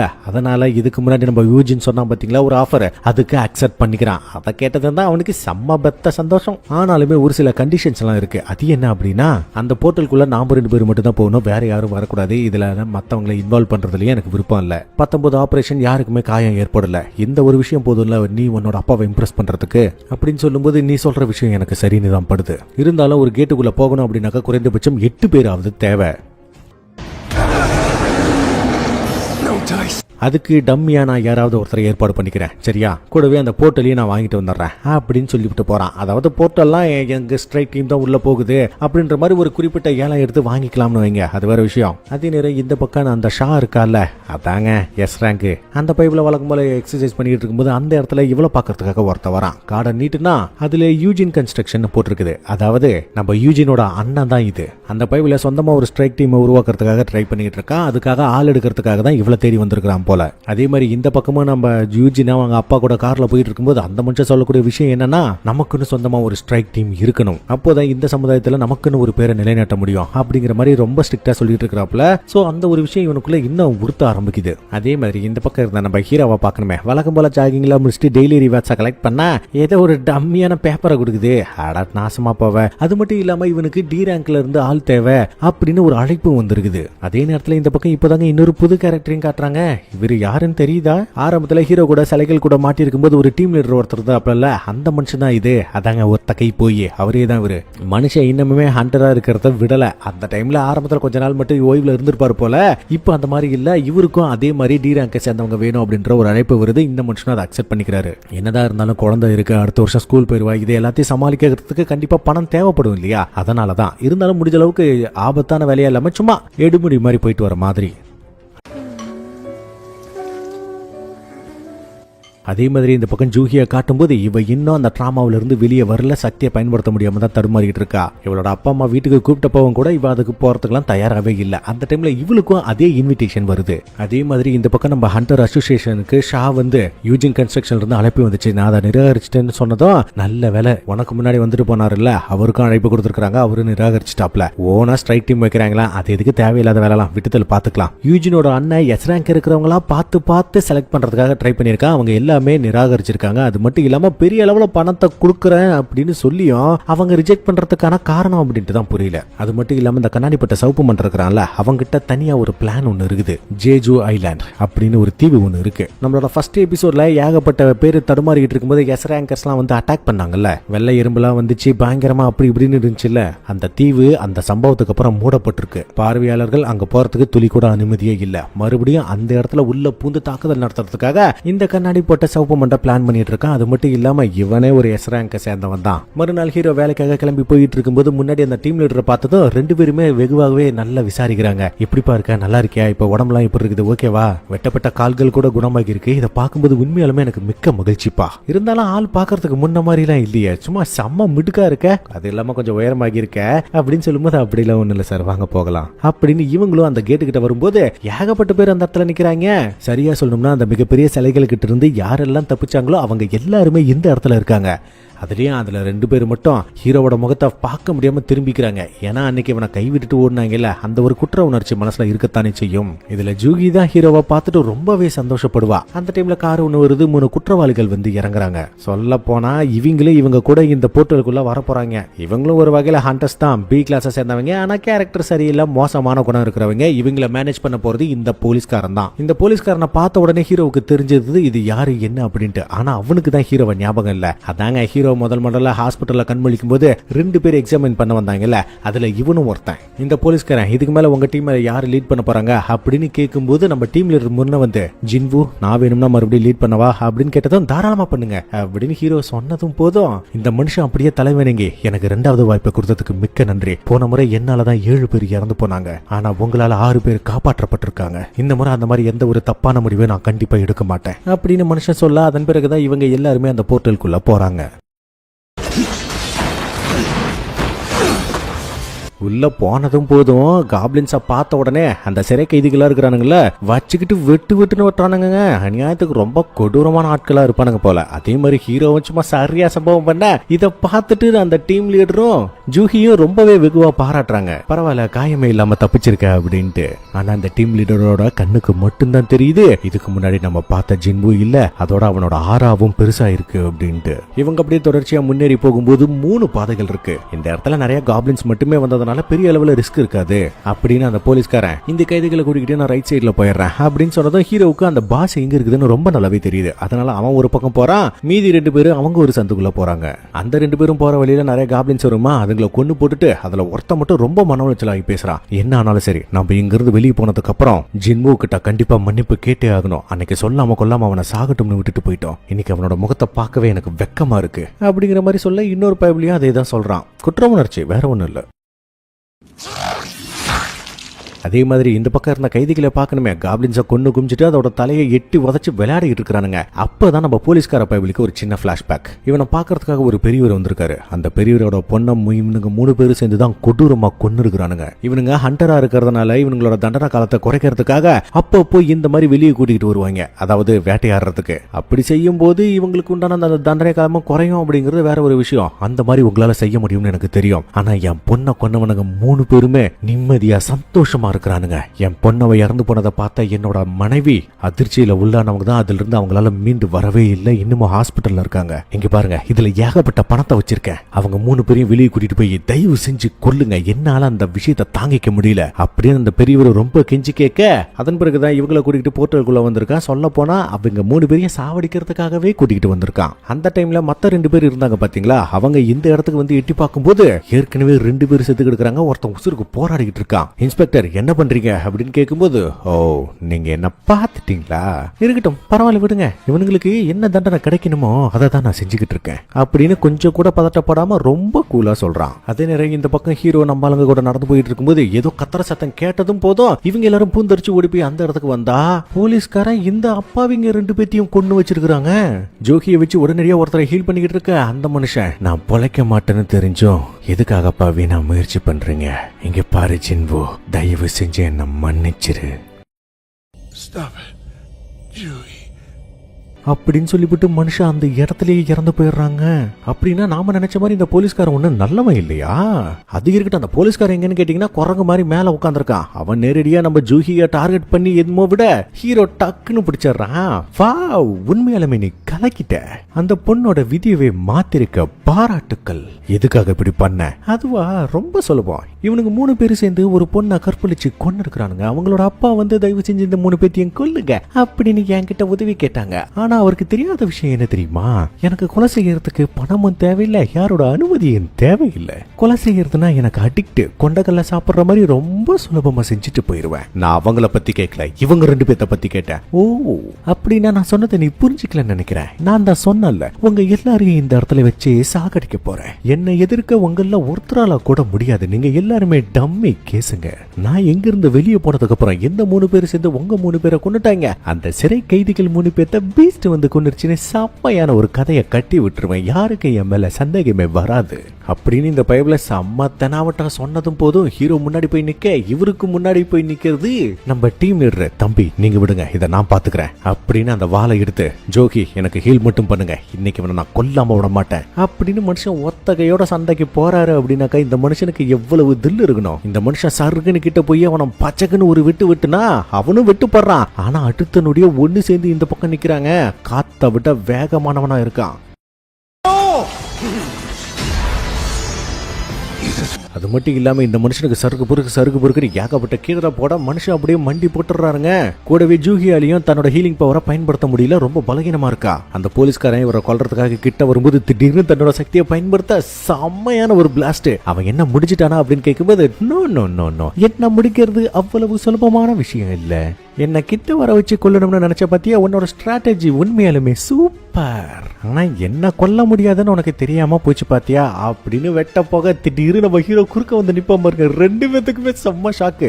என்ன ஒரு வேகம். டம்மியா இருந்த நீ இந்த அளவுக்கு அசருத்தனமா இருக்கனா கண்டிப்பா நீ மறுபிறப்பு எடுத்திருக்கணும், சரிதானே அப்படின்னு கேட்க, என்னது மறுபிறப்பா அப்படின்னு இவங்க 2 பேரும் ஷாக் ஆகுறாங்க. மறுபடியும் உன்னை எனக்கு நல்லாவே ஞாபகம் இருக்குது. நீ ஹாஸ்பிட்டல்ல இருந்து எந்திரிச்சப்போ நான் தானே உன்னை வந்து செக் பண்ண. அப்ப வெறும் 10 பாயிண்ட் தானே இருந்துச்சு, கரெக்டா?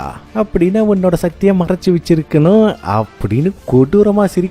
இதுக்கப்புறம் தாங்க இருக்குது சரியான ஃபைட்டு. இவங்க 2 பேரும் என்ன ஸ்பீடா தெரியுமா மோதிக்கிறாங்க. சறுக்கு பொறுக்குன்னு ஏதோ வெளிச்சம் மட்டும்தான் அந்த பக்கமும் இந்த பக்கமும் போயிட்டு வந்துட்டு இருக்குது. அவங்களோட வேகத்தை இவங்க 2 பேத்தால பார்க்க முடியல. என்னது, நம்ம ஜின்வு இந்த அளவுக்கு வேகமானவனா மாறிட்டானா அப்படின்னு அசந்து போய் பார்த்துக்கிட்டு இருக்காங்க.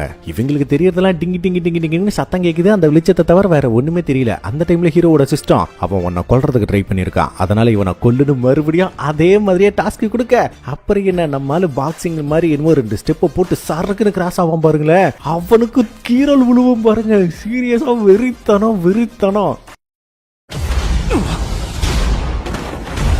என்னோட வேகத்துக்கு ஒன்னால ஈடு கொடுக்க முடியாது அப்படின்னு அந்த பக்கமா இந்த பக்கமா சறுக்கு பொறுக்குன்னு போனவன் ஹீரோவுக்கு காலிலே செம்மையான ஒரு கோடை போட்டு முட்டி போட வச்சிடறான். ஒன்னால என்ன தொடக்கூட முடியாது அப்படின்னு வழக்கம் போல மொக்கையா ஒரு டயலாக பேசிட்டு கிட்ட அட்டாக் பண்ண வரும்போது நம்மால அடிப்பட்ட காயத்தை சடனா ஹீல் பண்ணிட்டு வருவோம் பாருங்க. சீரியஸா இவெல்லாம் மிரண்டுருவான். நம்ம ஆளுங்க அதுக்கு மேல ஷாக்குக்கு போறனவங்க. இந்த பைபிள என்னதான் காத்துல மறைஞ்சு போனாலும் நம்ம ஹீரோவுக்கு முன்னாடி மறுபடியும் அந்த டிவைஸ்ல ஏதோ ஒரு லெவல் ஒன்று வருது.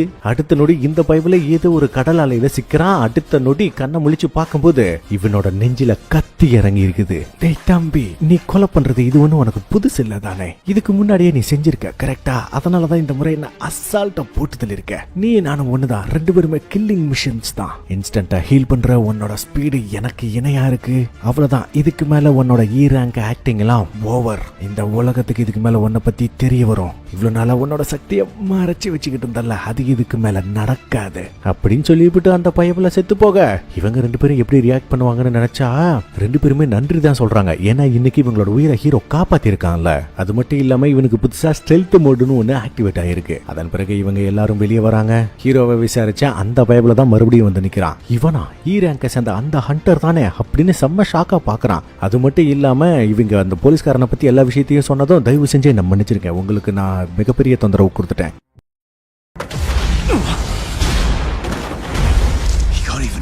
அது இருக்கட்டும், உங்கள யார் அவங்க கூட சண்டை போட்டீங்கன்னு கேட்கும்போது போச்சா நம்ம ஹீரோ மாட்டணுமா அப்படின்னு யோசிக்கிறதுக்குள்ள நம்ம டீம் லீடர் நான் தான் அவர் கூட சண்டை போட்டேன், அவரை கொன்னதும் நான் தான், நான் ஒன்னும் இதை தனியா செய்யல, இந்த ஹீலரோட உதவியோட தான் செஞ்சேன், நான் வேணும்னா டி ரேங்கை சேர்ந்தவனா இருக்கலாம், ஆனா இவங்க பி ரேங்கை சேர்ந்தவங்க அப்படின்னு சொல்லும்போது இந்த பைப்ல ஊமனு மண்டே தான் ஆட்டிக்கிட்டு போறான். ஆனா அவனுக்கு பச்சையா தெரியுது ஹீரோ தான் அவனை கொன்னு இருக்கிறான் அப்படின்ட்டு. ஹீரோ இவங்களுக்கு நன்றி சொல்ல வரும்போது தேவையில்லை, நீங்க என்னோட உயிரை காப்பாத்திருக்கப்பா, அதுக்கான நன்றி கடனா இருந்துட்டு போகுது, விட்டுத்தல சரியா அப்படின்னு சொல்லிவிட்டு அந்த பைப்ல போக ஜூஹி ஒரு கிறிஸ்டல் எடுத்து காமிக்கிறா. இது உனக்கு ஞாபகம் இருக்குதா அப்படின்ட்டு. ஹீரோ இவளுக்கு கொடுத்த அதே கிறிஸ்டல். இதுக்கு மேல நான் ஹண்டர்ல இருந்து ரிட்டையர்ட் ஆகலாம் அப்படின்ற ஒரு எண்ணத்துல இருக்கேன். இதுக்கு மேல உனக்கும் ஒரு ஹீலரோட உதவி தேவையில்லை அப்படிங்கறது நல்லாவே நான் தெரிஞ்சுக்கிட்டேன். நம்ம மறுபடியும் சந்திப்போம், நான் என் அப்பா அம்மாவை கூடவே போகலாம்னு இருக்கேன், எங்க ஏரியா பக்கம் வந்தா மறக்காம சொல்லு, நம்ம கண்டிப்பா சந்திக்கலாம் அப்படின்னு சொல்லிவிட்டு போக இவ தன்னோட மனசுக்குள்ள இருக்கிறதா அப்படியே மறைச்சிட்டா போல. இவங்கிட்ட சொல்றதுக்கு விரும்பல, காரணம் என்னன்னு தெரியல. ஆனா இதுக்கு நடுவில் ஒரு சின்ன மேட்டர் ஒன்று நடந்திருக்குது. அது என்ன அப்படின்னாக்கா இவங்களை விசாரிக்க வந்தான்ல அந்த மஞ்சமண்டை, அவன் தனிப்பட்ட முறையில ஹீரோவை கூப்பிட்டு இங்க பாரு நீ தான் அவனை போட்டு தள்ளணும் அப்படிங்கிற விஷயம் எனக்கு ரொம்ப நல்லாவே தெரியும். ஆனா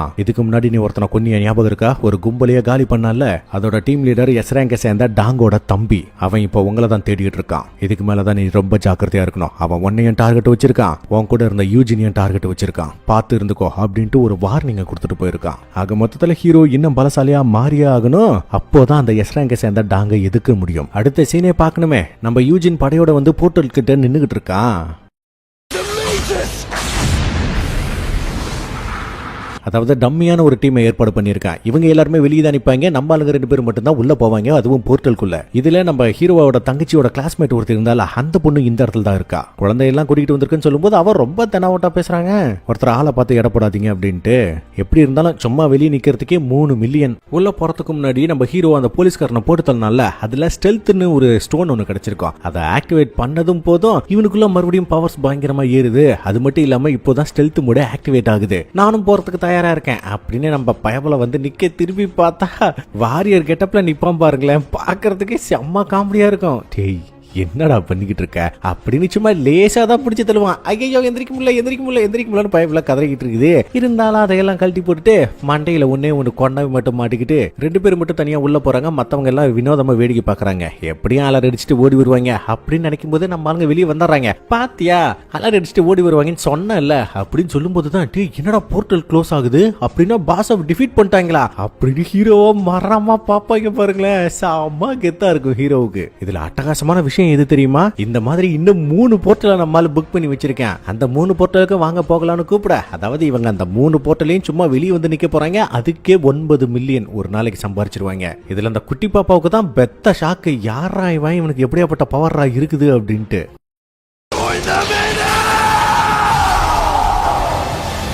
இதுல இருந்து அதகலம் பண்ண ஆரம்பிக்கிற ஹீரோ உள்ள போனவன் தான் எல்லா மான்ஸ்டர்ஸையும் வெட்டி வீழ்த்திக்கிட்டு இருக்கான். குட்டி பீஸ்டா இருந்தாலும் சரி இல்ல பெரிய பீஸ்டா இருந்தாலும் சரி எதுவுமே ஹீரோவுக்கு முன்னாடி நிக்கவே முடியல. அப்படி ஒரு கெத்து. அதுவும் அந்த போலீஸ்கார சருக்குன்னு குறுக்க பூந்து ஏதோ காத்துல எல்லாம் மறைஞ்சான் பாத்தீங்களா, அதே மாதிரி ஹீரோ பண்ணுவான் பாருங்களேன். ஆக மொத்தத்துல கொஞ்சம் கொஞ்சமா இவனோட பவர் வேற லெவல்ல ஏறிக்கிட்டு இருக்குது. இவனுக்கு பவர்ஸ் எல்லாம் கொஞ்சம் கொஞ்சமா அப்டேட் ஆகிட்டு இருக்கும்போது திருதுப்புன்னு பின்னாடி ஒண்ணு வர விட்டுவான் பாருங்க ஒரு அடி. அது சல்லியா சதறியது. சோ இவனுக்கு உண்டான அந்த ஸ்கில்ஸ் எல்லாம் கொஞ்சம் கொஞ்சமா டெவலப் ஆகிட்டே இருக்கு. அது மட்டும் இல்லாம புது புது ஸ்கில்ஸும் நிறையவே வந்து ஆட் ஆகுது. கிட்டத்தட்ட ஓரளவுக்கு நம்மால தேறிட்டான். அடுத்து அந்த டீமன் கேஸ்டலுக்குள்ள போற அளவுக்கு அதாங்க அந்த மிகப்பெரிய அந்த 3 தலை டிராகன் வந்துச்சுல, அதை போட்டு தள்ளிட்டு அதுக்கு பக்கத்துல எலிக்சர் ஆஃப் லைஃப் வேணும் அப்படின்னாக்கா அந்த கோட்டைக்குள்ள போகணும்ன்ற மாதிரி வந்துச்சுல, அந்த அரண்மனைக்குள்ள போகணும் அப்படின்னா கிட்டத்தட்ட நம்மால் தயாரா இருக்கான் அப்படின்ட்டு தான் நினைக்கிறான். அந்த டைம்ல புதுசா ஒரு விஷயத்தை ஒண்ணு காமிக்குது. நீங்க ரெக்வயர்ட் லெவல ரீச் பண்ணிட்டீங்க, அடுத்து ஜாப் சேஞ்ச் ரெக்வெஸ்ட் அப்படின்னு காட்டினது. என்னது ஜாபை சேஞ்ச் சேஞ்ச் பண்ணிக்கலாமா, என்னடா இது புதுசா இருக்குது அப்படின்ட்டு ஹீரோ பாக்குறான். அதே டைம்ல இந்த பக்கம் இப்பதான் புதுசா இன்னொரு கேரக்டரை காட்டுறாங்க.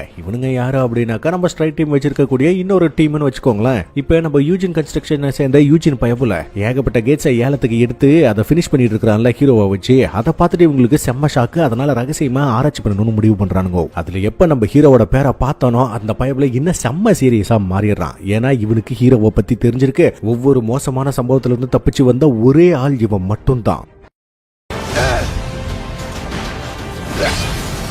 அதனால நேரடியா அவங்களோட அடுத்த சைட்டுக்கு போகணும்னு அவன் பாட்டுக்க கிளம்பிட்டு இருக்கேன். இந்த பக்கம் நம்ம ஆளுங்க வழக்கம் போலதான் 1 மணி நேரம் கூட ஆகல, அதுக்குள்ள இருக்கிற ஒவ்வொரு போர்ட்டலையும் முடிச்சு வந்துகிட்டே இருக்காங்க. அதுவும் இவனுங்க கரெக்டா ஒரு போர்ட்டல் கிட்ட வந்து சேர குட்டி பாப்பா தான் முன்னாடி வந்து தடுக்கிறா. இது வரக்கூடாது ஏரியா, நீங்க பின்னாடி போங்க அப்படின்ட்டு. அது மட்டும் இல்லாம இவங்க எல்லாரும் ஜாலியா ஏதோ பிக்னிக் போற மாதிரி உட்கார்ந்துகிட்டு இருக்காங்கல்ல. அதை பார்த்துட்டு தான் இவங்களுக்கு பெத்த ஷாக்கு. அது இருக்கட்டும், ஜின்வு எங்க வழக்கமால விட்டுட்டு ஓடி போயிட்டான் போல அப்படின்னு நினைச்சிட்டு இவங்க பாட்டுக்கு பின்னாடி போயிடுறாங்க. அப்போதான் தலைவன் எல்லாத்தையும் முடிச்சுட்டு வெளியே வந்துகிட்டு இருக்கான். ஆமா, எனக்கு கொஞ்சம் நாளைக்கு கூட நாளைக்கு ஒரு முக்கியமான வேலை இருக்கு, நாங்க அங்க போயிட்டு வந்தா நல்லா இருக்கும் அப்படின்ற மாதிரி பேசிக்கிட்டு இருக்கும்போது இது எல்லாத்தையுமே இந்த பயபுல ஒட்டு கேட்டுக்கிட்டு இருக்கான். ஹீரோ இருக்கிற விஷயத்தையும் பாத்துறான். அது மட்டும் இல்லாம திடுதுப்புன்னு ஏதோ நெருப்புல இருந்து வர மாதிரி ஒரு கொடூரமான சம்பவங்கள் ஒண்ணு நடந்துகிட்டு இருக்க.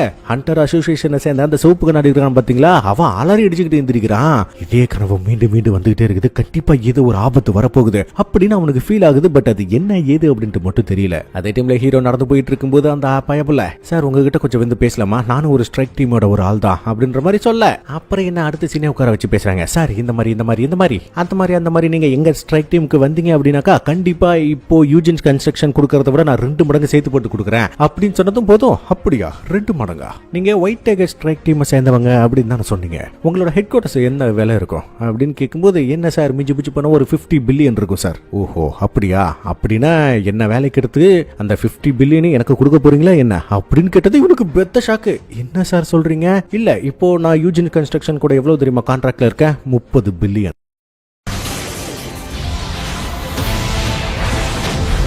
என்னது 30 பில்லியனா அப்படின்னு போய்ல கொஞ்ச நேரத்துக்குள்ள ஹார்ட் அட்டாக் வந்திருக்கும் போலங்க. ஈரானுக்கு சேர்ந்தவனுக்கு 30 பில்லியனா, இல்லையே புரியலையே. இங்க பாருங்க சார், நீங்க நம்ப மாட்டீங்கன்னு தெரியும், இதுதான் அதோட கான்ட்ராக்ட். இதுக்கு மேல நமக்குள்ள பேசிக்கிறதுக்கு ஒண்ணு இல்லைன்னு நினைக்கிறேன் அப்படின்னு எந்திரிச்சு போகும்போது, ஆமா நீங்க என்ன உளவு பார்த்துக்கிட்டு இருக்கீங்க தானா அப்படின்னு கேட்க இந்த பைப்ல பயந்து போய் திரும்பி பார்த்தா இந்த இடத்துல யாருமே இல்ல. ஆனா முகத்துல ஒரு கோடு மட்டும் ஒண்ணு விழுக, நம்மால பின்னாடி தாங்க இருக்கான். ஆனா யாருக்கும் தெரியாம ஸ்டெல்த் மோட்ல மறைஞ்சு இருக்கான். என்னது ஈரானுக்கு சேர்ந்தவனால ஸ்டெல்த் மோட யூஸ் பண்ண முடியுமா? யாரா நீயே? இங்க பாருங்க, தேவையில்லாம என் விஷயத்துல மூக்க நுழைக்காதீங்க, அது உங்களுக்கு நல்லதில்ல. சரி, என்ன பத்தின விஷயம் வேற யாருக்கெல்லாம் தெரியும்னு கேட்கும்போது, எனக்கும் வெளியே இருக்கிற என் சபார்டினேட் மட்டும் தான் தெரியும், வேற யாருக்கும் தெரியாது சார். அப்படின்னா சரி, இதுக்கு மேல நீங்க என்ன பத்தி நோண்டாம இருக்கிறது உங்களுக்கு ரொம்ப ரொம்ப நல்லது, புரிஞ்சுதா? என்னோட கான்டாக்ட் நம்பர் வச்சுக்கோங்க. கூடவே உங்களுக்கு ஒரு ஆஃபரும் கொடுக்குறேன். எங்ககிட்ட இப்ப 3 சி கேட்ஸ் இருக்கு. ஒவ்வொரு சி கேட்டும் 300 மில்லியனுக்கு ஒர்த்து. அதை நான் உங்களுக்கு தரேன். அதுக்கு பதிலா நீங்க என்ன பத்தி எதுவும் வெளியே சொல்லாம இருக்கணும். அப்படி சொல்லாம இருந்தா மட்டும்தான் உங்களுக்கு நல்லது, இல்லனா உங்க உயிர் உங்களோடது இல்ல, புரிஞ்சதுல அப்படின்னு ஹீரோ மிரட்டவும், என்னது ஒரு சீகேட் 300 மில்லியனா, சரி 200 மில்லியன்னா ஓகேவா அப்படின்னு கேட்டதும், டீல், இந்தாங்க இந்த அக்கௌண்ட்டுக்கு பணத்தை போட்டு விட்டுருங்க. டீல் ஓகே தானே? அப்படியே கண்ண முடி காட்டுங்க பாப்போம் அப்படின்னு சொன்னதுமே இவனும் காமிக்க ஒரு ட்ரிங்க் ஒன்னு ஊத்துனோன்னு இன்ஸ்டன்டா இவன் போட்ட கீரல் மறைஞ்சு போயிருது.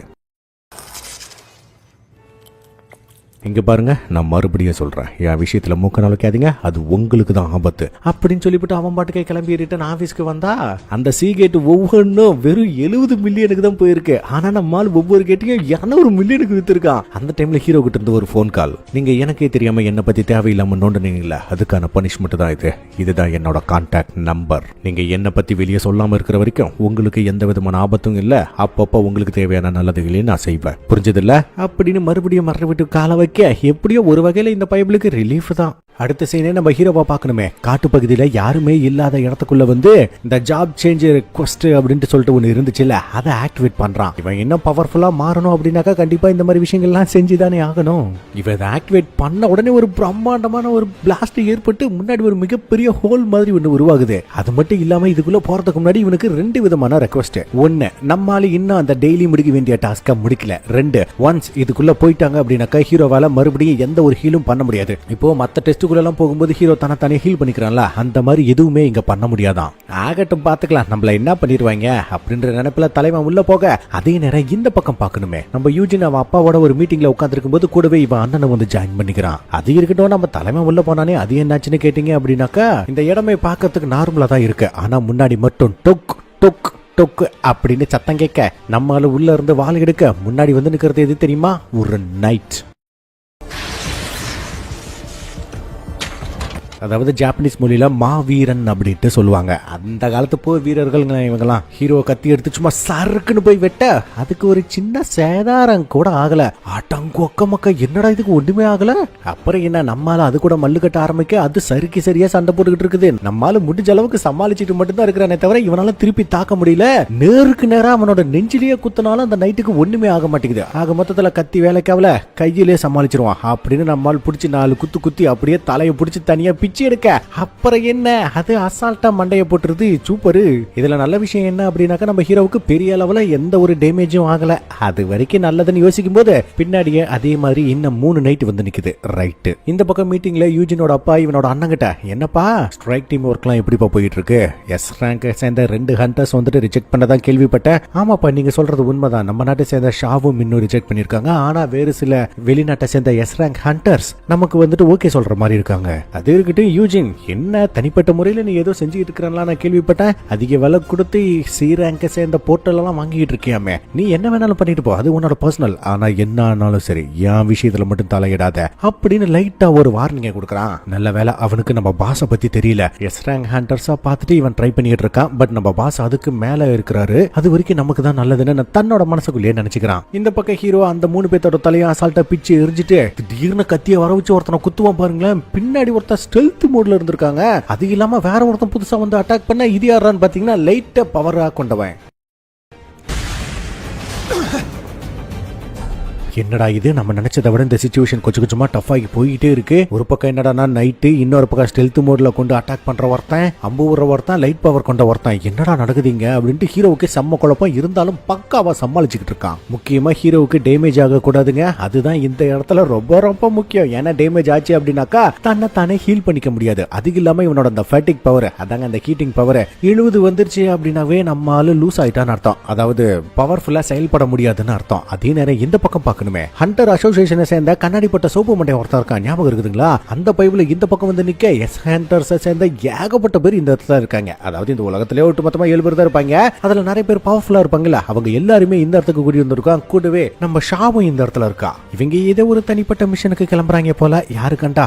அதே நேரம் இந்த பக்கம் பார்க்கணுமே, நம்ம ஹீரோ கிட்டத்தட்ட எல்லாரையுமே பக்காவா முடிச்சுட்டு தண்ணி குடிச்சுக்கிட்டு இருக்கான். அது மட்டும் இல்லாம அந்த நைட்டை வீழ்த்தினதுனால இவனுக்கு ஏகப்பட்ட கவசம்லாம் வந்து நிக்குதுங்க. கூடவே அது இவனோட ஸ்பீடை எந்த விதத்திலையும் பாதிக்கல. அந்த அளவுக்கு சூப்பரா இருக்கு. அடுத்து முன்னாடி ஒரு மிகப்பெரிய கதவு இருக்கு. அதுக்கு பின்னாடி அம்மா பெரிய ஆப்பு இருக்குதுன்னு தெரியலையே அப்படின்ட்டு நம்மால கதவை திறந்துக்கிட்டு உள்ள போன உடனே ரிட்டன் அது தானாவே சாத்திக்குது. அது மட்டும் இல்லாம இங்க இருக்கக்கூடிய விளக்குகளும் தானாவே பத்திக்க ஆரம்பிக்குது. அந்த டைம்ல மறுபடியும் ஏதோ ஒரு காலடி சத்தம். இத சத்தத்தை கேட்டதுமே நம்ம ஹீரோவுக்கு முதல் முறையா செத்தான் பாத்தீங்களா, அதாங்க அந்த சிலை கிட்ட அடி வாங்கி செத்தான்ல, அதோட ஃபீலிங் தான் வருது. ஆனா முன்னாடி நிக்கிறது ரெட் சூட் போட்ட அரக்கன், பேரு இக்ரேஸ்.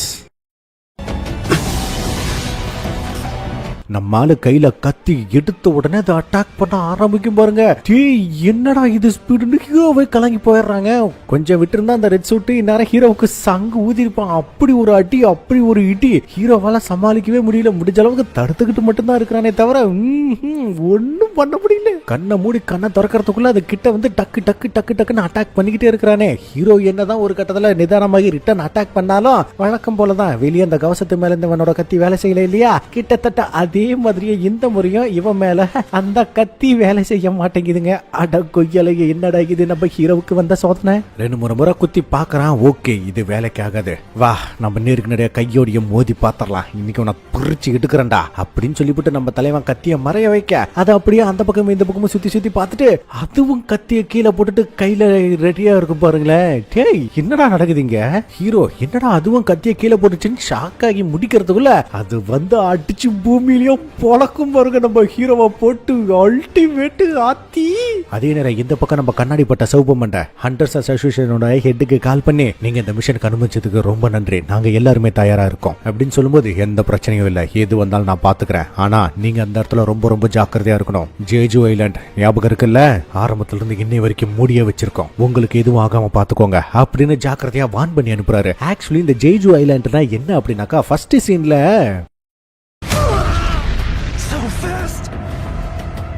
ஒரு தீவுல அட்டாக் நடந்து கப்பல் படையை சேர்ந்தவங்க கூட வேடிக்கை பார்த்துக்கிட்டு இருந்தாங்கல்ல, அந்த தீவு தான் ஜேஜு ஐலாண்டு. ஆரம்பத்துல நடந்த அட்டாக்கு அப்புறம் அந்த தீவை ஒட்டு மொத்தமா சீல் பண்ணி வச்சிருக்காங்க.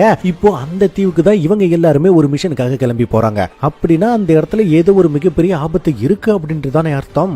அட இவங்கள விட்டு தள்ளுங்க, நம்ம ஹீரோ என்ன ஊம குத்தா வாங்கிட்டு இருக்கான்னு நீங்களே வந்து பாருங்க. நம்மால அப்படியே செவுத்துல தூக்கிட்டு போய் சொருகி இவன் என்னதான் தடுத்து இருக்கும் போது கூட அது நான் ஸ்டாப்பா அடிக்கும் போருங்க. ஐயோ, அதுவும் ஃபைனலா ஓங்கி ஒரு குத்தும் போது பின்னாடி இருக்கிற செவுரெல்லாம் புட்டுக்கிட்டு போயிருச்சு. அப்ப நம்ம ஹீரோவோட நிலைமை நல்ல வேலை தப்பிச்சு வந்துட்டான், இல்லாட்டி செத்து இருக்க வேண்டியது. இவன் என்னதான் பிளாக் பண்ணிருந்தாலும் கிட்டத்தட்ட இவனோட 500 HP காலி. அதாவது இவனோட லைஃப்ல ஒரு 500 பாயிண்ட் குறைஞ்சிருக்குதுன்னு சொல்ல வரேன். ஆக மொத்தத்துல ஹீரோ நினைச்சதை விட அவன் 2 மடங்கு செம்ம பவர்ஃபுல்லா இருக்கான். ஃபுல் ஸ்பீட பயன்படுத்தி அட்டாக் பண்ணுவான். அப்படின்னு சும்மா செம்ம ஃபோர்ஸ்ல போய் பயங்கரமா திருப்பி அடிச்சுக்கிட்டு இருக்க அந்த பயபுல வேற லெவல்ல எஸ்கேப் ஆகுறான். இவன் எவ்வளவு ஃபோர்ஸா அடிச்சாலும் சரி அந்த பயபுல தடுக்கிற ஸ்பீடு இருக்கு பாருங்க, அது பக்கா. அப்படின்னாக்கா அந்த பயபுல தப்பிக்கிற ஸ்பீடு அதை விட அல்டிமேட்டா இருக்குதுங்க. அதுவும் நம்ம ஹீரோ அதை அசந்த நேரமா பார்த்து கழுத்து மேலேயே ஒண்ணு போட அதுக்கு செம்மையா வலிச்சிருக்கும் போலங்க. கடுப்பாக்கி கத்து ரிட்டன் அடிக்கும் பாருங்க நான் ஸ்டாப். நம்ம ஹீரோவோட நிலைமை உண்மையாலுமே ரொம்ப பாவம். எனக்கு என்னமோ இந்த பயபுல இவங்கிட்ட இருந்து உயிரோட தப்பிப்பான்னு தோணல. இந்த பயபுல எந்த அளவுக்கு நான் ஸ்டாப்பா அடிச்சிருக்குது அப்படின்னாக்கா, அடிச்சு மேல பறக்க விட்டு சீலிங்ல அடிச்சு பறக்க விட்டதுல நம்மால கடைசியா வந்து அந்த சிம்மாசனத்துல உட்கார்ந்துருக்கேன். இதுக்கு மேல எந்திரிச்சு சண்டை போடுறதுக்கு நம்ம தலைவனுக்கு துளி கூட தெம்பு இல்ல, அது மட்டும் நல்லா தெரியுது. அது அப்படியே கிட்ட வந்து அந்த பக்கம் இந்த பக்கம் பார்த்து ஓஹோ அவ்வளவுதானா எல்லாம் முடிஞ்சு போச்சா அப்படின்னு கைய நீட்ட அதோட வால் தானாவே இவனோட கைக்கு வருது. அப்படியே ஓங்கி ஒரே வெட்டு நம்ம தலைவன் புடிச்சுக்கிட்டு இருப்போம் பாருங்க. தக்காளி செம்ம கெத்தா இருக்கும். நான் இன்னும் தோத்து போகலடா அப்படின்னு திடீர்னு கத்திய வர வச்சு அதோட கழுத்திலே ஏத்துவான் பாருங்க. அது வலி தாங்க முடியாம பயங்கரமா கத்துறதெல்லாம் மிரட்டிட்டான் தலைவன். இது இதோட நிக்கல, அது அப்பயும் அடங்குற மாதிரியும் தெரியல. கடுப்பான ஹீரோ இதெல்லாம் உனக்கு பத்தாதரா அப்படின்ட்டு ஃபுல் ஃபோர்ஸோட அதை அப்படியே செவுத்துக்கிட்ட தள்ளிட்டு போய் அந்த கழுத்துல சொருகி இருந்துச்சு பாத்தீங்களா கத்தி, அதை அப்படியே உள்ளார வச்சு ஏத்துவான் பாருங்க. ஐயோ இதெல்லாம் செம்ம சீனு. அதுவும் ஒரு கட்டத்துல நான் ஸ்டாப்பா அடிச்சு அரக்கத்தனமா ஓங்கி ஒரு சொருகு அவ்வளவுதாங்க. இப்பதான் அதோட லைஃப் ஓட்டு மொத்தமா முடிஞ்சிருக்குது. அதை அப்படியே சரிஞ்சு உட்கார அவ்வளவுதானா நான் ஜெயிச்சிட்டேனா அப்படின்னு ஹீரோ பார்க்கும்போது நோட்டிபிகேஷன் வருது, நீங்க அந்த நைட்டை ஜெயிச்சிட்டீங்க, இக்ரிஸை ஜெயிச்சிட்டீங்க அப்படின்ட்டு. அதுக்கப்புறம் தாங்க நம்ம தலைவன் கொஞ்ச நேரம் உட்கார்றான். டே அப்பா சத்தியமா உன்னை பாராட்டியானும்டா, உன்ன மாதிரி ஒரு பலசாலி கூட மோதுறதுக்குள்ள என் டங்கு வரலாம் அந்தி போச்சு அப்படின்னு நம்ம இவனை பாராட்டும் போதே 4 ரிவார்ட்ஸ் கொடுக்குது. இக்ரிஸோட ஹெல்மெட் கொடுக்குது, 15 லட்சம் காயின், இவனுக்கு உண்டான பிசிக்கல் டேமேஜிங் குறைச்சிருக்கு. இப்போ யாராவது அடிக்கிறாங்கன்னு வச்சுக்கோங்களேன், இவனுக்கு 15% அடி கம்மியா தான் விழுகும். அந்த மாதிரி கடைசியா இவனுக்கு இன்னொரு ஸ்டோனையும் ஒன்னு கொடுத்துருக்காங்க. ஆனா அதை வச்சு என்ன பண்றதுன்னு தெரியல, அதை பற்றி பின்னாடி பாத்துக்குவான். ஆனா ஏன் இன்னும் இந்த டாஸ்க் முடியல, ஒருவேளை இவன் உண்மையான பாஸ் இல்லையோ, இவனுக்கு மேல வேற யாராவது இருக்காங்களா என்ன அப்படின்னு சொல்லி வாய மூடல. இந்த இடத்துல ஏகப்பட்ட போர்ட்டல் ஓபன் ஆகும் பாருங்க. உள்ள இருந்து ஏகப்பட்ட நைட்ஸ் வெளியே வந்துகிட்டு இருக்குது. நைட்ஸ் தானா ஒன்னும் பிரச்சனை இல்ல, பாத்துக்கலாம், பிரிச்சிடலாம். இருந்தாலும் இந்த டெலிபோர்டேஷன் ஸ்டோனை எதுக்காக நம்மளுக்கு கொடுத்துருக்காங்க ஒன்னும் புரியலையே அப்படின்னு யோசிச்சாலும் ஓகே ஆகட்டும் பாத்துக்கலாம், இந்த டம்மிங்க தானே அப்படின்னு தலைவன் உள்ள பூந்து களத்துல இறங்கி சும்மா அடிச்சு நொறுக்கிட்டு இருக்க. பர்ஃபார்மன்ஸ் எல்லாம் ஓகே தான், அட்டகாசமா தான் பண்ணிட்டு இருக்கான். ஆனா ஹீரோ டயர்ட் ஆயிட்டான். இப்போ 1-2 வந்தா ஓகே, ஓயாம போர்ட்டலுக்குள்ள இருந்து வரிசையா வந்துகிட்டே இருக்குதுங்க. இரும்பு பொத்துக்குள்ள இருந்து இரும்பு வெளியே வர மாதிரி.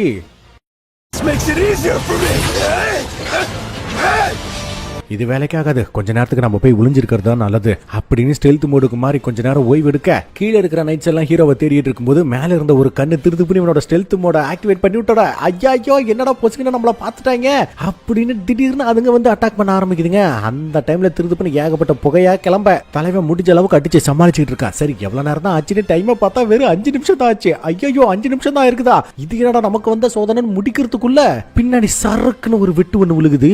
ஓகே இதுக்கு மேல நம்மளால சமாளிக்க முடியாது, அந்த டெலிபோர்டேஷன் ஸ்டோனை வச்சு இங்க இருந்து முதல்ல எஸ்கேப் ஆகணும் அப்படின்னு அந்த ஸ்டோனை கையில எடுக்க சைடுல வந்து விழுகும் பாருங்க ஒரு அடி. அந்த ஸ்டோன் தனியா போய் விழுகுது, ஹீரோ தனியா போய் விழுகுறான். அப்புறம் என்ன அதுங்க எல்லாம் சுத்து போட போச்சா நம்ம இன்னைக்கு செத்தமான்னு யோசிக்கும் போது இருந்தாலுமே விட்டு கொடுக்காம வேற லெவல்ல அடிச்சு சம்பவத்தை பண்ணிக்கிட்டு தான் இருக்கிறானே தவிர ஒடுங்கி உட்கார்ந்த மாதிரி தெரியல. ஆனாலும் ஒரு கட்டத்துக்கு மேல இவனால முடியல, ரொம்ப களைச்சு போயிடுறான். அந்த டைம்ல சுத்தி இருக்கிற நைட்ஸ் எல்லாம் பேசுது. ஆக்சுவலி இவன் பலகீனமா இருக்கும்போது யாரெல்லாம் என்னெல்லாம் சொல்லி இவனை பயங்கரமா பிடிச்சி கிண்டல் பண்ணிக்கிட்டே இருந்தாங்க. அந்த வார்த்தைகள்லாம் திரும்ப திரும்ப இவன் மேல சொல்லி சொல்லி இங்க பாரு நீ கோழன்னு சொல்லி இவனை இன்னும் மன உளைச்சலுக்கு ஆளாக்குறாங்க. இது எல்லாத்துக்கும் மேல ஒரு படி மேல போய் ஹீரோ மாதிரியே இருக்கக்கூடிய இன்னொரு உருவம் வெளியே வந்து இவனை கிண்டல் பண்ணுமாருங்க. இதெல்லாம் சொல்றதுக்கு வார்த்தையே இல்லைங்க.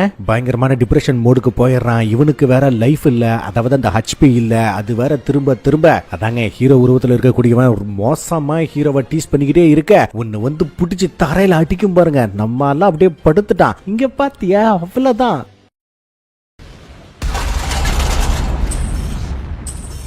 நீ பலகீனமான ஒருத்தன் தான், நீ அதுக்கெல்லாம் சரிப்பட்டு வர மாட்ட அப்படின்னு தொடர்ச்சியா கிண்டல் பண்ண அந்த டைம்ல தெய்வம் மாதிரி ஹீரோவுக்கு ஒரு விஷயம் நடக்கும் தெரியுமா? நம்ம ஆளு உள்ள வரதுக்கு முன்னாடி டெய்லி டாஸ்க முடிக்காம தானே வந்தான். டெய்லி டாஸ்க முடிக்கலனா என்ன ஆகும்? பெனால்ட்டியா அந்த பாலைவனத்துல கொண்டு போய் இறக்கட்டும்ல. அந்த மாதிரி ஹீரோவை காப்பாத்தி கொண்டு போறோம் பாருங்க. ஐயோ, வாழை தூக்குன நைட்டு மட்டும் வாழை போட்டு இருந்துச்சு, ஹீரோ செத்துருப்பான். இந்த பெனால்ட்டி தான் இவனோட உயிரை காப்பாத்தி இருக்கு. இதுல இன்னொரு நல்ல விஷயம் என்ன அப்படின்னாக்கா, அந்த இடத்துக்குள்ள இருக்கும்போது மட்டும்தான் ஹீரோவால இன்வென்டரியில இருந்து அந்த ட்ரிங்க் எல்லாம் எடுத்து குடிக்க முடியாது. ஆனா இந்த இடத்துல வந்தா குடிக்கலாம்ல. நம்மால ஃபுல்லா லைஃப் ஏத்திக்கிறான். அது மட்டும் இல்லாம இன்னொரு டேஞ்சர் அலர்ட் அடிக்க வேற என்ன, நம்ம போறான் தான் இங்க படையோட கிளம்பி வந்திருக்குது. இந்த இடத்துல ஹீரோவுக்கான டாஸ்க் என்ன? 4 மணி நேரம் இந்த இடத்துல உயிரோட இருக்கணும், அவ்வளவுதானே. ஆனா 3 மணி நேரம் 50 நிமிஷத்துக்குள்ள நம்மால இங்க இருந்த எல்லா பூராணியும் போட்டு தள்ளிட்டான், கொண்டுட்டான். இவருக்குமே பார்க்கல. இது இல்லாம இதுங்களை கொண்டதுக்கு வேற ஏகப்பட்ட காசை வாரி வழங்கி இருக்குது. அதனால அப்படியே இன்வென்டரியில பார்க்கும்போது ஒரே ஒரு கத்தி ஸ்பெஷலா இருக்குது, நைட் கில்லர். அதாவது வெளியே இருக்கிற நைட்ஸுக்கு இந்த கத்தியை வச்சு அடிச்சோம்னு வைங்களேன், கண்டிப்பா மரணம் தான். தலைவன் அதை வாங்கி வச்சது மட்டும் இல்லாம ஒரு ஸ்டோன் ஒன்னு பெண்டிங்ல இருந்துச்சுல, அதை எடுத்து அதை உடைச்சு தன்னோட சக்தியை ஏத்திக்க. அவ்வளவுதான். அந்த கத்தியை எடுத்து கையில சுத்தும் போதே தெரிஞ்சிருக்கும் அடுத்து நடக்க போறது என்ன அப்படின்னு. தலைவன் man in form, get ready to action. அடேங்கப்பா, போயிட்டு திரும்பி வரதுக்குள்ள இத்தனை பேர் வந்திருக்கீங்களா? சூப்பர்.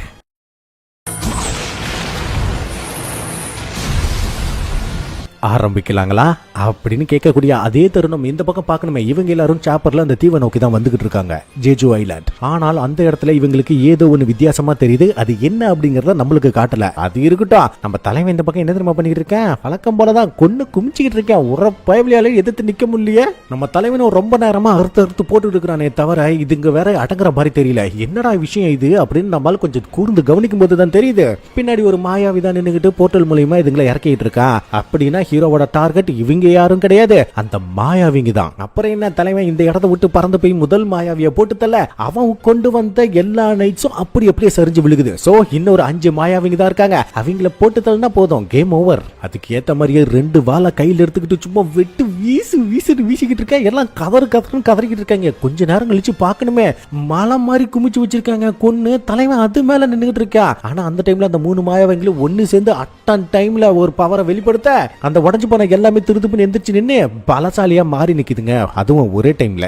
என்னடா பொடி பசங்களா, என்கிட்டயே வேலையை காட்டுறீங்களா அப்படின்னு சருக்குன்னு மேல பெரிய விளக்கு எரிஞ்சுக்கிட்டு இருந்துச்சுல, அது மேல ஏறி உட்காந்து அதை வெட்டி விட்டு அதை இது மண்ட மேல குமிச்சு விட்டு சருக்குன்னு அவங்க 3 பேரையும் அட்டன் டைம்ல வெட்டுவான் பாருங்க. செம்ம மாசா இருக்கும். ஆனாலுமே இந்த பெரிய மிஷின் அடங்காம டக்குன்னு ஹீரோவை நோக்கி அடிக்க, ஏய் உன்னை ஏவி விட்டவங்க எல்லாரும் செத்துட்டாங்கல்ல, நீ சாக மாட்டியா?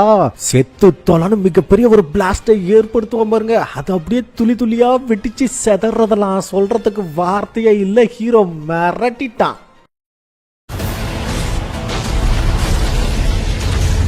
இந்த இடத்த சுத்தி பார்க்கணுமே, அம்புட்டு குப்பையா தாங்க கிடக்கும். செம்ம டேமேஜ் பண்ணியிருக்கான் தலைவன். எப்படியோ ஒரு வழியாவே இந்த மிஷன் முடிஞ்சிருச்சு. உங்களுக்கான அனலைசிஸ் முடிந்து விட்டது. இனி நீங்கள் எங்கு சென்றாலும் ஏஞ்சல் ஆஃப் டெத் உங்கள் பின்னாடியே வரும் அப்படின்னு சொல்லுது. கூடவே இன்னொரு ஹிண்ட், இறந்து போன சடலத்தை மீண்டும் எழுப்புங்கள், உங்களுக்கான ஒரு ஷேடோ ஆர்மி உங்கள் முன் தலைவணங்கும் அப்படின்னு சொன்னதும் ஹீரோவுக்கு புரியல. என்னது ஷேடோ ஆர்மியா? என்னடா சொல்றாங்க, என்னடா நடக்குதுங்க அப்படின்னு சொல்லும் போதுதான் நீங்க ஒரு மிகச்சிறந்த மந்திரவாதியாக ப்ரோமோட் செய்யப்பட்டிருக்கீங்க அப்படின்னு வருது. எது இப்போ நான் ஒரு நெக்ரோமேன்சரா, மந்திரவாதியா? டேய், இந்த வேலையை ஏத்துக்க நீங்க தயாரா இருக்கீங்களா அப்படின்னு கேட்கவும் நம்ம ஹீரோவுக்குள்ள நிறைய குழப்பங்கள். ஏன்னா இது நாள் வரைக்கும் இவன் தனியா சண்டை போட்டுக்கிட்டு இருந்தா, இப்போ இவனுக்கு கீழே ஒரு படையே வருது அப்படிங்கும் போது யாரா இருந்தாலும் கண்டிப்பா கொஞ்சம் யோசிக்க தானே செய்வாங்க.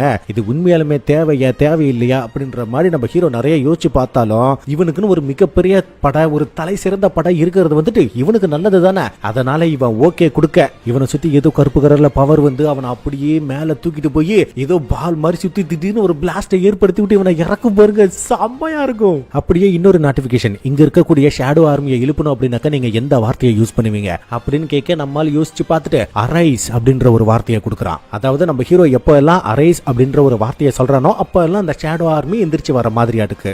நம்ம ஹீரோ அரைஸ் அப்படின்ற ஒரு வார்த்தையை சொன்னதும் போதும் ஏகப்பட்ட நைட்ஸ் இருந்துச்சுல்ல, அதுக்குள்ள இருந்து அதோட ஆத்மாக்கள் எந்திரிச்சு வெளியே வந்து நிக்கும் பாருங்களேன், சும்மா ஜக ஜக ஜக ஜகன்னு ஜகஜோதியா ஜொலிக்குதுங்க அதுக்கெல்லாம்.